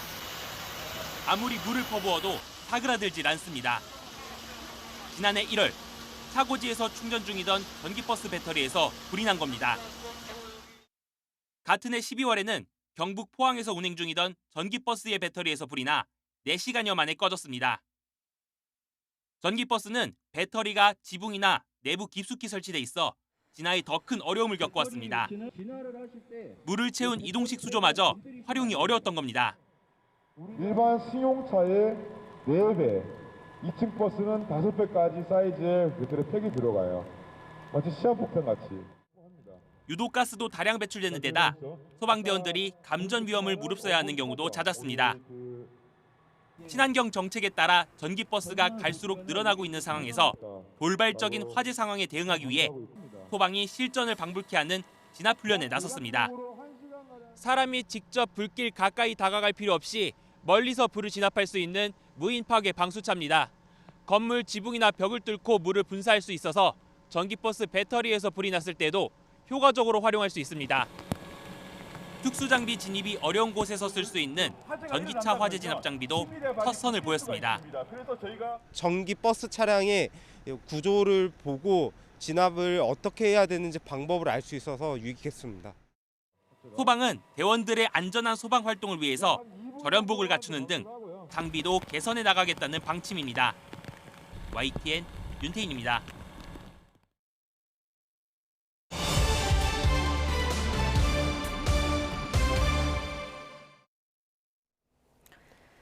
윤석열 전 대통령 내란 혐의 첫 재판에서 검찰과 날선 공방이 벌어졌습니다. 1시간 반 가까이 직접 변론을 하며 공소 사실 전체를 부인했는데요. 관련 내용에 대해서 양지민 변호사와 함께 얘기 나눠보겠습니다. 어서 오세요. 안녕하세요. 네, 80분 넘게 직접 발언을 했다고 하는데 내용은 헌재 변론기일에서 했던 주장과 거의 비슷했다고 볼 수 있죠. 그렇습니다. 예. 헌재에서 이미 이제 수차례 주요 증인들에 대한 증인 신문이 진행된 바 있기 때문에 그때 당시에 윤 전 대통령 측에서 주장을 했던 그 내용 그대로를 윤 전 대통령이 모두 발언의 기회를 얻어서 약 90분 가까운 82분 동안 이렇게 쭉 발언을 할 수 있는 기회를 얻었다라고 보시는 것이 맞겠고요. 검찰의 경우에도 PPT를 120여 장 준비를 해서 공소사실 요지에 대해서 자세하게 설명을 했습니다. 이 부분에 대해서 윤 전 대통령이 발언 기회를 얻은 이후에는 PPT를 좀 띄워달라라면서 한 장 한 장 넘겨가면서 주요 사실에 대해서 반박을 했다라고 전해지고요. 일단 검찰이 국헌문란의 목적을 가지고 폭동행위가 있었다라고 주장을 하는 것은 내란죄의 공소 사실이자 그리고 내란죄의 구성 요건입니다. 그렇기 때문에 이 부분에 대해서 집중해서 이제 주장을 한 것이고, 다만 윤 전 대통령은 헌재 이제 심판에서도 이야기를 했던 것처럼 경고성 계엄이었다. 그리고 국민들에게 메시지를 전하기 위해서 계엄이라는 형식을 빌린 것이지 몇 시간짜리 내란이 어디 있느냐라면서 반박을 했습니다. 윤 전 대통령이 검찰의 공소장을 지적하기도 하면서 그러니까 검찰의 어떤 지금 재판이 진행되는 과정에 절차적 하자 등을 집중해서 지적하기도 했어요. 이것도 좀 전략적인 접근인 것 같습니다. 왜냐하면 지기현 부장판사가 이미 윤 전 대통령에 대해서 구속 취소 결정을 할 때 사실은 어느 정도의 좀 여지를 남겼습니다. 그러니까 공수처가 수사권을 가지고 있는지에 대해서 우리가 불명확하다. 이 부분을 좀 명확히 할 필요가 있겠다라면서 사실상의 구속 취소를 결정을 한 것이기 때문에 이 부분을 집요하게 이제 파고들면서 윤 전 대통령 측에서는 절차적인 문제가 있는 수사 방식이었고, 그랬기 때문에 결국에는 위법하게 수집된 증거가 다수 섞여 있고, 그렇다라고 하면 이번 이 공소의 경우에는 공소 기각 판결이 적당하다라는 논리로 계속해서 주장을 하고 있는 것이고요.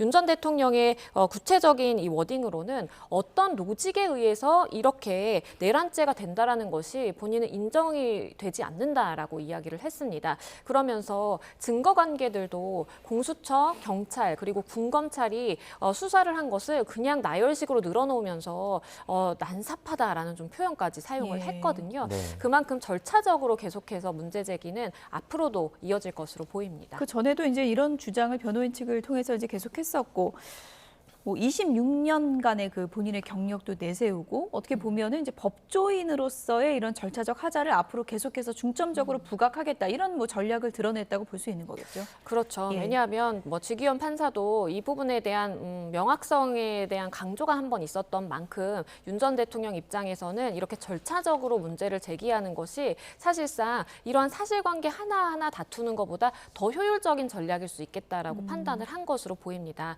왜냐하면 사실관계를 하나하나 다투려면 증인을 정말 있는 그대로 다 불러서 증인이 하는 이야기 하나하나 이제 반박을 하면서 다퉈야 되는 절차가 필요한 것인데 절차적인 문제를 만약에 제기를 해서 그것이 받아들여진다면 사실 다수의 이제 수집 증거에 대해서 위법하다라는 취지로 인정이 된다면 이것은 굳이 이제 사실관계 하나하나 반박할 필요 없이 사실 윤 전 대통령 측에서는 원하는 걸 얻을 수 있는 방법이거든요. 그렇기 때문에 절차적인 이 일을 계속하고 있다라고 보입니다. 증인 얘기를 해주셔서 헌법재판소 그 헌재 판결에서는 16명의 증인을 부르지 않았습니까? 그런데 이번에는 뭐 지금 증인 신청만 500명이 넘는다 그래요. 그러면 이 증인들을 전부 다 부릅니까? 어떻게 해야 됩니까? 이것은 전적으로 뭐 재판장의 결정에 따라서 이루어지게 됩니다. 현실적으로 500여 명의 증인을 다 부르기에는 좀 어려움이 있을 것으로 보이고요. 네. 시간적으로 우리가 어느 정도의 한계를 지어야 되는 그러한 문제도 있기 때문에 500명이라고 한다면 군 인력 이라고 가정을 한다면 그 지휘 관계에 있는 사람을 한두 명 부르면서 일부 인원은 정리를 하고 이런 식으로 효율적으로 재판 증인신문 계획을 세우지 않을까 싶고요. 500여 명을 다 불러서 증인신문 한다라는 것이 현실적으로 어려운 것이 1심 재판에만 그러면 뭐 수년이 흘릴 수 있는 것입니다. 그렇다면 대법원까지 상정한다면 이거는 거의 뭐 10년 가까이 될 수도 있는 것이기 때문에 재판부가 그런 선택은 하지 않을 것으로 보입니다. 상당히 좀 지리한 공방이 될 것 같다 그런 생각은 드는데 윤석열 전 대통령 측의 주장의 핵심은 이제 내란이 아니라는 그 주장이잖아요. 작년 봄부터 내란의 그림을 그려왔다는 주장은 코미디 같다 이런 표현까지 썼어요. 그렇습니다. 그러니까 본인은 그만큼 과거 노태우 전 대통령이라든지 전두환 전 대통령 시절의 계엄과 본인의 계엄을 비교를 하면서 나는 국회가 해제를 요구했을 때 즉각적으로 계엄 해제를 선포를 했고 그리고 시간상으로 봤을 때 몇 시간밖에 되지 않기 때문에 이것은 정말 경고성으로 내가 즉흥적으로 이렇게 내린 것이지 뭔가 내가 계획을 해서 계엄 선포를 통해 국회를 봉쇄하고 일부 정치인이라든지 뭐 체포를 하겠다 이런 계획을 세우지는 않았다라는 취지로 이제 주장을 한 것이고요. 검찰 측에서는 꾸준히 계엄에 대한 계획이 있었다라고 주장을 했는데 그 부분에 대한 반박으로서 작년 봄부터 내가 내란이라든지 뭐 계엄에 대해서 계획했다라는 것은 코미디다라고 지적을 했습니다. 그러니까 이번 뭐 재판이 이제 앞으로 계속 진행이 되겠지만 핵심적인 줄기라고 하면은 이제 윤석열 전 대통령 측에서는 이 계엄의 고의성이 없었다 이 부분을 입증하려고 계속 노력을 하겠군요. 맞습니다. 그러니까 계엄이라는 것, 그러니까 지금 형사재판이기 때문에 결국 내란죄의 우두머리 혐의를 받고 있는 것이고 내란죄의 경우에는 성립하기 위해서는 국헌문란의 목적이 있어야 됩니다. 국헌문란이라고 할 정도면 정말 국회를 봉쇄한다라든지 의원들의 정치활동을 못하게 한다라든지 아니면 아무런 죄 없는 뭐 정치인들을 체포한다라든지 이것이 이제 국헌문란의 목적이 되겠죠. 그렇기 때문에 그러한 나의 고의성을 부인하기 위해서 봉쇄라든지 뭐 체포라든지 이런 계획은 전혀 없었고 당시에 이제 정치적인 상황이라든지 국정 운영이 어려웠던 부분에 대해서 내가 경고를 하기 위해서 계엄의 형식을 빌린 것이다라는 주장을 계속해서 하는 것이고요. 이러한 주장이 형사재판에는 일부 굳이 헌재의 재판과 비교를 하자면 유효한 측면도 있습니다. 왜냐하면 형사재판의 경우에는 헌재의 심판과 다르게 그러한 유죄 입증을 위한 증명력의 수준이 훨씬 더 높기 때문에 그러한 고의성을 부인하고 더불어서 폭동행위는 전혀 없었다라는 이런 두 가지의 전략 방향으로 가면서 본인의 죄를 결국에는 이제 무죄다라고 주장을 하는 것으로 보입니다. 윤 전 대통령이 뭐 정치인 체포 의혹 등을 부인을 했는데 이제 헌재 심판에서는 그 결과를 보면 어느 정도 좀 인정이 된 부분이 있지 않습니까? 그럼 만약에 이제 헌재 심판에서는 인정이 됐는데 형사 재판에서는 인정이 안 될 수도 있다 이 말씀이시죠? 안 될 수도 있습니다. 왜냐하면 헌재 재판과 헌재 심판과 그리고 형사 재판의 경우에는 증거 법칙도 서로 좀 다르게 적용이 되는 부분이 있고요. 물론 이 부분이 헌재 심판에서도 윤 전 대통령 측에서 계속해서 문제 제기를 했던 부분입니다. 네. 형사 재판의 경우에는 만약에 위법 수집 증거다라고 한다면 증거 일체에 대해서 그 판단의 근거로 삼을 수 없습니다. 그리고 증인 신문을 하는 것도 더 지리할 수밖에 없는 것이 일단은 윤 전 대통령 측에서 각각의 관계 당사자들에 대한 피신 조서, 신문 조서에 대해서 내가 부동의한다라고 한다면 반드시 법정에 세워서 증인 신문을 통해야만 그것을 증거 능력 인정할 수 있거든요. 네. 그래서 윤 전 대통령 측에서도 헌재 심판도 이와 마찬가지로 진행이 돼야 된다라고 계속해서 얘기를 했던 것인데요. 물론 이러한 절차적인 문제를 다 거쳐서 결국에는 사실관계 인정이 헌재와 동일하게 될 가능성도 있지만 일부 가능성은 헌재와 요구하는 증명력의 차원이 다르기 때문에 네. 형사재판에서는 조금 다른 결론이 나올 가능성도 여전히 열려 있습니다. 네. 헌재에서 이미 내놓은 결론이 어떻습니까? 형사 재판에도 좀 쓰이는 거예요? 차용이 되는 거예요? 만약에 검찰 예. 측이나 아니면 윤 전 대통령 측에서 헌재 심판의 기록이라든지 아니면 판단의 증거의 일부로 제출할 수는 있습니다. 하지만 제출한다라고 해서 그것에 대해서 증거로 채택할지 여부는 전적으로 예. 또 재판부가 결정을 해야 될 문제이고요. 아마 윤 전 대통령 입장에서는 헌재의 심판이 유리하게 나온 것이 하나도 없기 예. 때문에 증거 신청할 가능성은 낮아 보여요. 하지만 검찰 입장에서는 헌재가 공무원인 윤 전 대통령을 파면에 이른다는 그 결정을 하는 데 있어서 이렇게 사실관계를 인정했다, 이런 증거들을 인정했다라는 식으로 추가적인 증거 제출할 가능성은 있어 보입니다. 네. 어제 증인으로 조성현 단장이나 이제 김영기 대대장이 나와서 의원들을 끌어내라는 제시가 있었다라는 증언을 했습니다.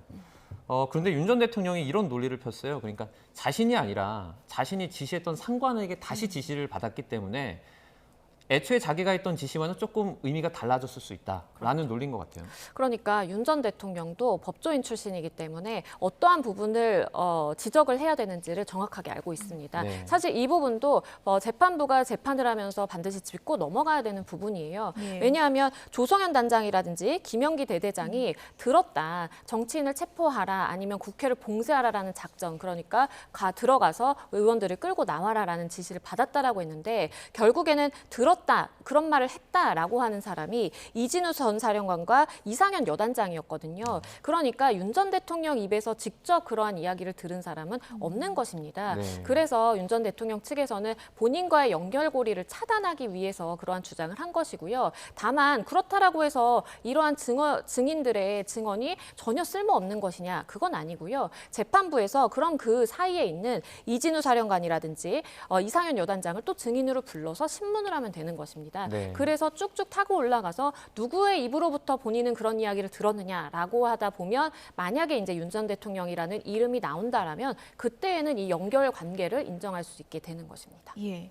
일단 뭐 재판은 증인 수만 봐도 지금 상당히 좀 길어질 것 같다, 그런 생각은 들고, 이제 수사 얘기도 좀 해보면 일단 불소추 특권이 이제 파면으로 사라진 것이기 때문에 추가 소환 조사가 이제 곧 이루어질 수 있다, 이런 얘기도 있더라고요. 그렇습니다. 추가적으로 소환 조사가 있어야 될 필요성이 인정이 됩니다. 왜냐하면 지금 현직 대통령 신분일 경우에는 내란죄라든지 외환죄를 제외하고는 소추되지 않는 불소추 특권이 있지만 지금은 파면이 된 이후에 이제 자연인 신분이기 때문에 공무집행, 특수 공무집행 방해라든지 아니면 뭐 다른 여타의 뭐 명태균이라든지 이런 의혹에 대해서 예. 추가적으로 소환 조사 내지는 조사의 필요성이 있는 것이거든요. 그렇기 때문에 일단 수사기관에서도 그 소환 통보를 하게 될 것으로 보이고요. 물론 본인이 이제 재판에 출석해야 되고 이런 일정들을 들어서 일정을 일부 좀 연기를 할 수는 있겠지만 그렇다라고 이걸 아예 무시하고 나가지 않아도 되느냐라고 한다면 지금은 그럴 수는 없는 상황으로 보입니다. 윤 전 대통령이 애초에 그러니까 그 계엄 이후에 뭐 서면 조사나 출석 요구를 좀 거부하는 장면이 있었거든요. 그러면 지금은 이제 전 대통령 신분이라서 실제 체포영장을 뭐 신청한다든지 구금한다든지 이런 것도 가능합니까? 일단 경찰에서도 체포영장에 대한 가능성을 열어두고는 있습니다. 과거에 보셨던 것처럼 윤 전 대통령이 대통령 신분일 당시에 수차례 이제 소환 통보를 했지만 응하지 않아서 결국에는 체포영장을 청구하고 발부가 됐었잖아요. 네. 그것처럼 일반인과 마찬가지로 봐야 됩니다. 일반인들의 경우에도 여러 차례 이제 소환을 통보했지만 응하지 않는다라고 한다면 그때는 인신구속으로 갈 수밖에 없는 그런 현실적인 한계가 있거든요. 그래서 윤 전 대통령 측에서도 아마도 본인이 법조인 출신이기 때문에 무턱대고 이렇게 소환 조사에 응하지 않을 것이라고 기대하기는 어렵고요. 가긴 가겠지만 다만 재판 일정이라든지 여러 가지 사유를 들어서 조금 일정을 연기할 가능성은 좀 있겠다라고 보입니다. 네. 끝으로 관심을 모은 사건 사고 한 가지 좀 얘기를 해봤으면 좋을 것 같습니다. 방송인 박나래 씨 자택에 도둑이 들었다. 이 기사가 나와서 많은 분들이 이제 궁금해했었는데 절도범이 붙잡혔는데 전과가 있다고 그러더라고요. 그렇습니다. 예. 이 지난 7일에 박나래 씨가 이러한 절도 사실에 대해서 인지를 하고 바로 신고를 했어요. 예. 경찰이 수사를 해봤더니요. 이미 지난달에 이 박나래 씨 자택이 있는 그 인근에서 절도 행각을 벌였던 사람입니다. 그래서 이미 경찰에서 용의선상에 두고 추적을 하고 있던 인물이었어요. 그런데 동일범의 송행으로 보인다라고 해서 법원으로부터 체포영장을 발부받아서 10일에 이 사람에 대해서 체포를 했고요. 그리고 구속영장을 신청했는데 법원이 도주 우려라든지 아니면 증거인멸 우려가 있다라고 해서 구속영장이 결국엔 발부된 사람이고요. 그리고 전과 조사를 해봤더니 과거에 이미 절도로 수차례 전과가 있는 그런 사람이었습니다. 이 절도범이 그 물건을 훔쳐서 이번에 작물로 내놨다 그래요. 그러면은 그냥 절도죄 더하기 더 추가적인 이 작물죄가 추가가 됩니까?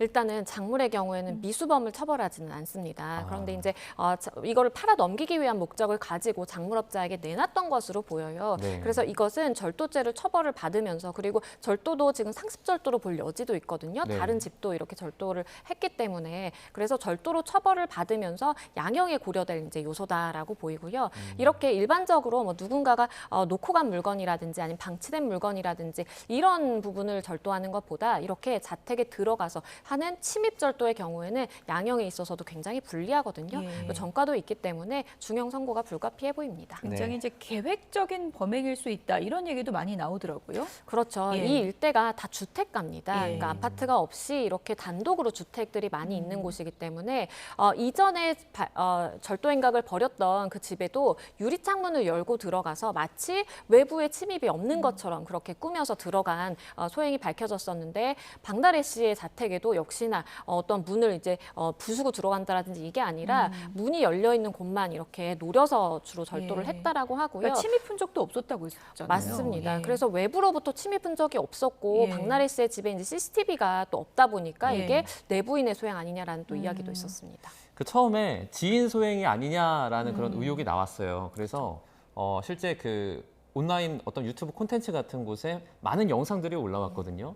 이런 부분도 사실 뭐 가짜 뉴스로 많이 퍼지고 있는데 좀 문제가 있는 부분이지 않습니까? 그렇죠. 왜냐하면 이게 외부 침입 흔적이 없다라고 처음에 알려지다 보니까 그러면 박나래 씨의 경우에는 본인의 집에 지인들을 자주 초대해서 이런 이제 술자리라든지 갖기로 유명한 사람이기 때문에 네. 아마도 지인 중이다. 그리고 예. 지인 중에는 누군가가 했을 것이다라면서 특정인의 이름이 굉장히 많이 거론이 됐습니다. 네. 그래서 이것이 가짜 뉴스임에도 불구하고 마치 사실처럼 부풀려져서 예. 일부 보도가 나오기도 했어요. 이것은 명백하게 이제 가짜 뉴스로 볼 수 있는 것이고 일반적으로 우리가 법적인 책임을 묻고자 한다면 허위 사실 유포에 의한 명예훼손으로 생각을 해볼 수 있습니다. 예. 그리고 본인은 얼마나 상처를 받았겠습니까? 그렇습니다. 둘이 굉장히 이제 절친한 사이로 알려졌었는데 절도에 이제 용의자로 지목을 받다 보니까 두 사람 모두 굉장히 좀 마음고생이 있었다라고 하고요. 일반적으로 이렇게 대면에서 우리가 명예훼손을 하는 것보다 그러니까 온라인상에 이렇게 정보통신망을 통해서 유포하게 되는 경우에는 최대 7년까지 가능하거든요. 예. 네. 그렇기 때문에 굉장히 주의를 해야 되겠습니다. 네, 박나래 씨 측에서도 이런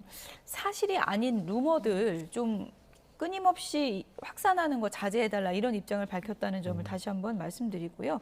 그런데 예능 프로그램 보다 보면 박나래 씨뿐만 아니라 연예인들 집 공개 많이 하잖아요. 그러면 이제 내부도 다 드러나고 주변도 다 드러나다 보니까 이게 좀 범죄에 노출되기가 쉬운 게 아니냐 이런 또 걱정도 있더라고요. 맞습니다. 예. 이런 부분에 있어서 굉장히 좀 주의를 해야 됩니다. 그래서 예. 요즘에는 뭐 관찰 예능이라고 해서 이렇게 집을 공개하는 경우가 굉장히 많은데 이것이 자칫 잘못하면 본인의 자주 이용하는 동선이라든지 집이 적나라하게 이제 주소까지 공개가 될 우려가 있어서 주의해야 되고요. 그렇기 때문에 요즘에는 예를 들어 집 주변에 이제 창문으로 보이는 외관을 다 모자이크 처리하고 안 보이게 한다라든지 이런 것도 하나의 방법이 되고 SNS를 이용할 때에도 본인이 어딜 가는지 그때그때 실시간으로 노출하는 것보다는 조금 자제하는 모습이 필요해 보입니다. 네, 알겠습니다. 오늘 여기까지 듣도록 하겠습니다. 양지민 변호사와 함께했습니다.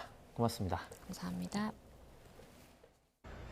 지난 주말부터 날씨가 무척 요란했습니다. 전국 곳곳에 비바람이 불었는데요. 오늘은 언제 그랬냐는 듯 다시 맑고 평온한 하늘을 되찾았습니다. 비바람에도 이곳 불광천의 벚꽃은 여전히 활짝 피어있는 모습입니다. 오늘 야외 활동하기에 무리 없겠지만 오늘까지는 다소 쌀쌀하게 느껴질 수 있겠습니다. 야외 활동하실 때 감기에 걸리지 않도록 옷차림에 유의해 주시기 바랍니다. 오늘도 전국적으로 맑은 하늘 함께하고 있습니다. 대기질도 좋음에서 보통 수준으로 양호한데요. 자세한 지역별 낮 기온 살펴보면 어제보다는 4에서 8도가량 높겠지만 여전히 예년 수준을 밑돌겠습니다. 서울 한낮 기온 14도, 광주 16도, 대구와 부산 17도가 예상됩니다. 내일과 모레는 서울 한낮 기온이 23도까지 크게 오르면서 예년보다 따뜻한 봄 날씨가 찾아오겠고요. 모레는 경기 남부와 영서 남부에, 주말에는 또다시 전국에 비가 내릴 전망입니다.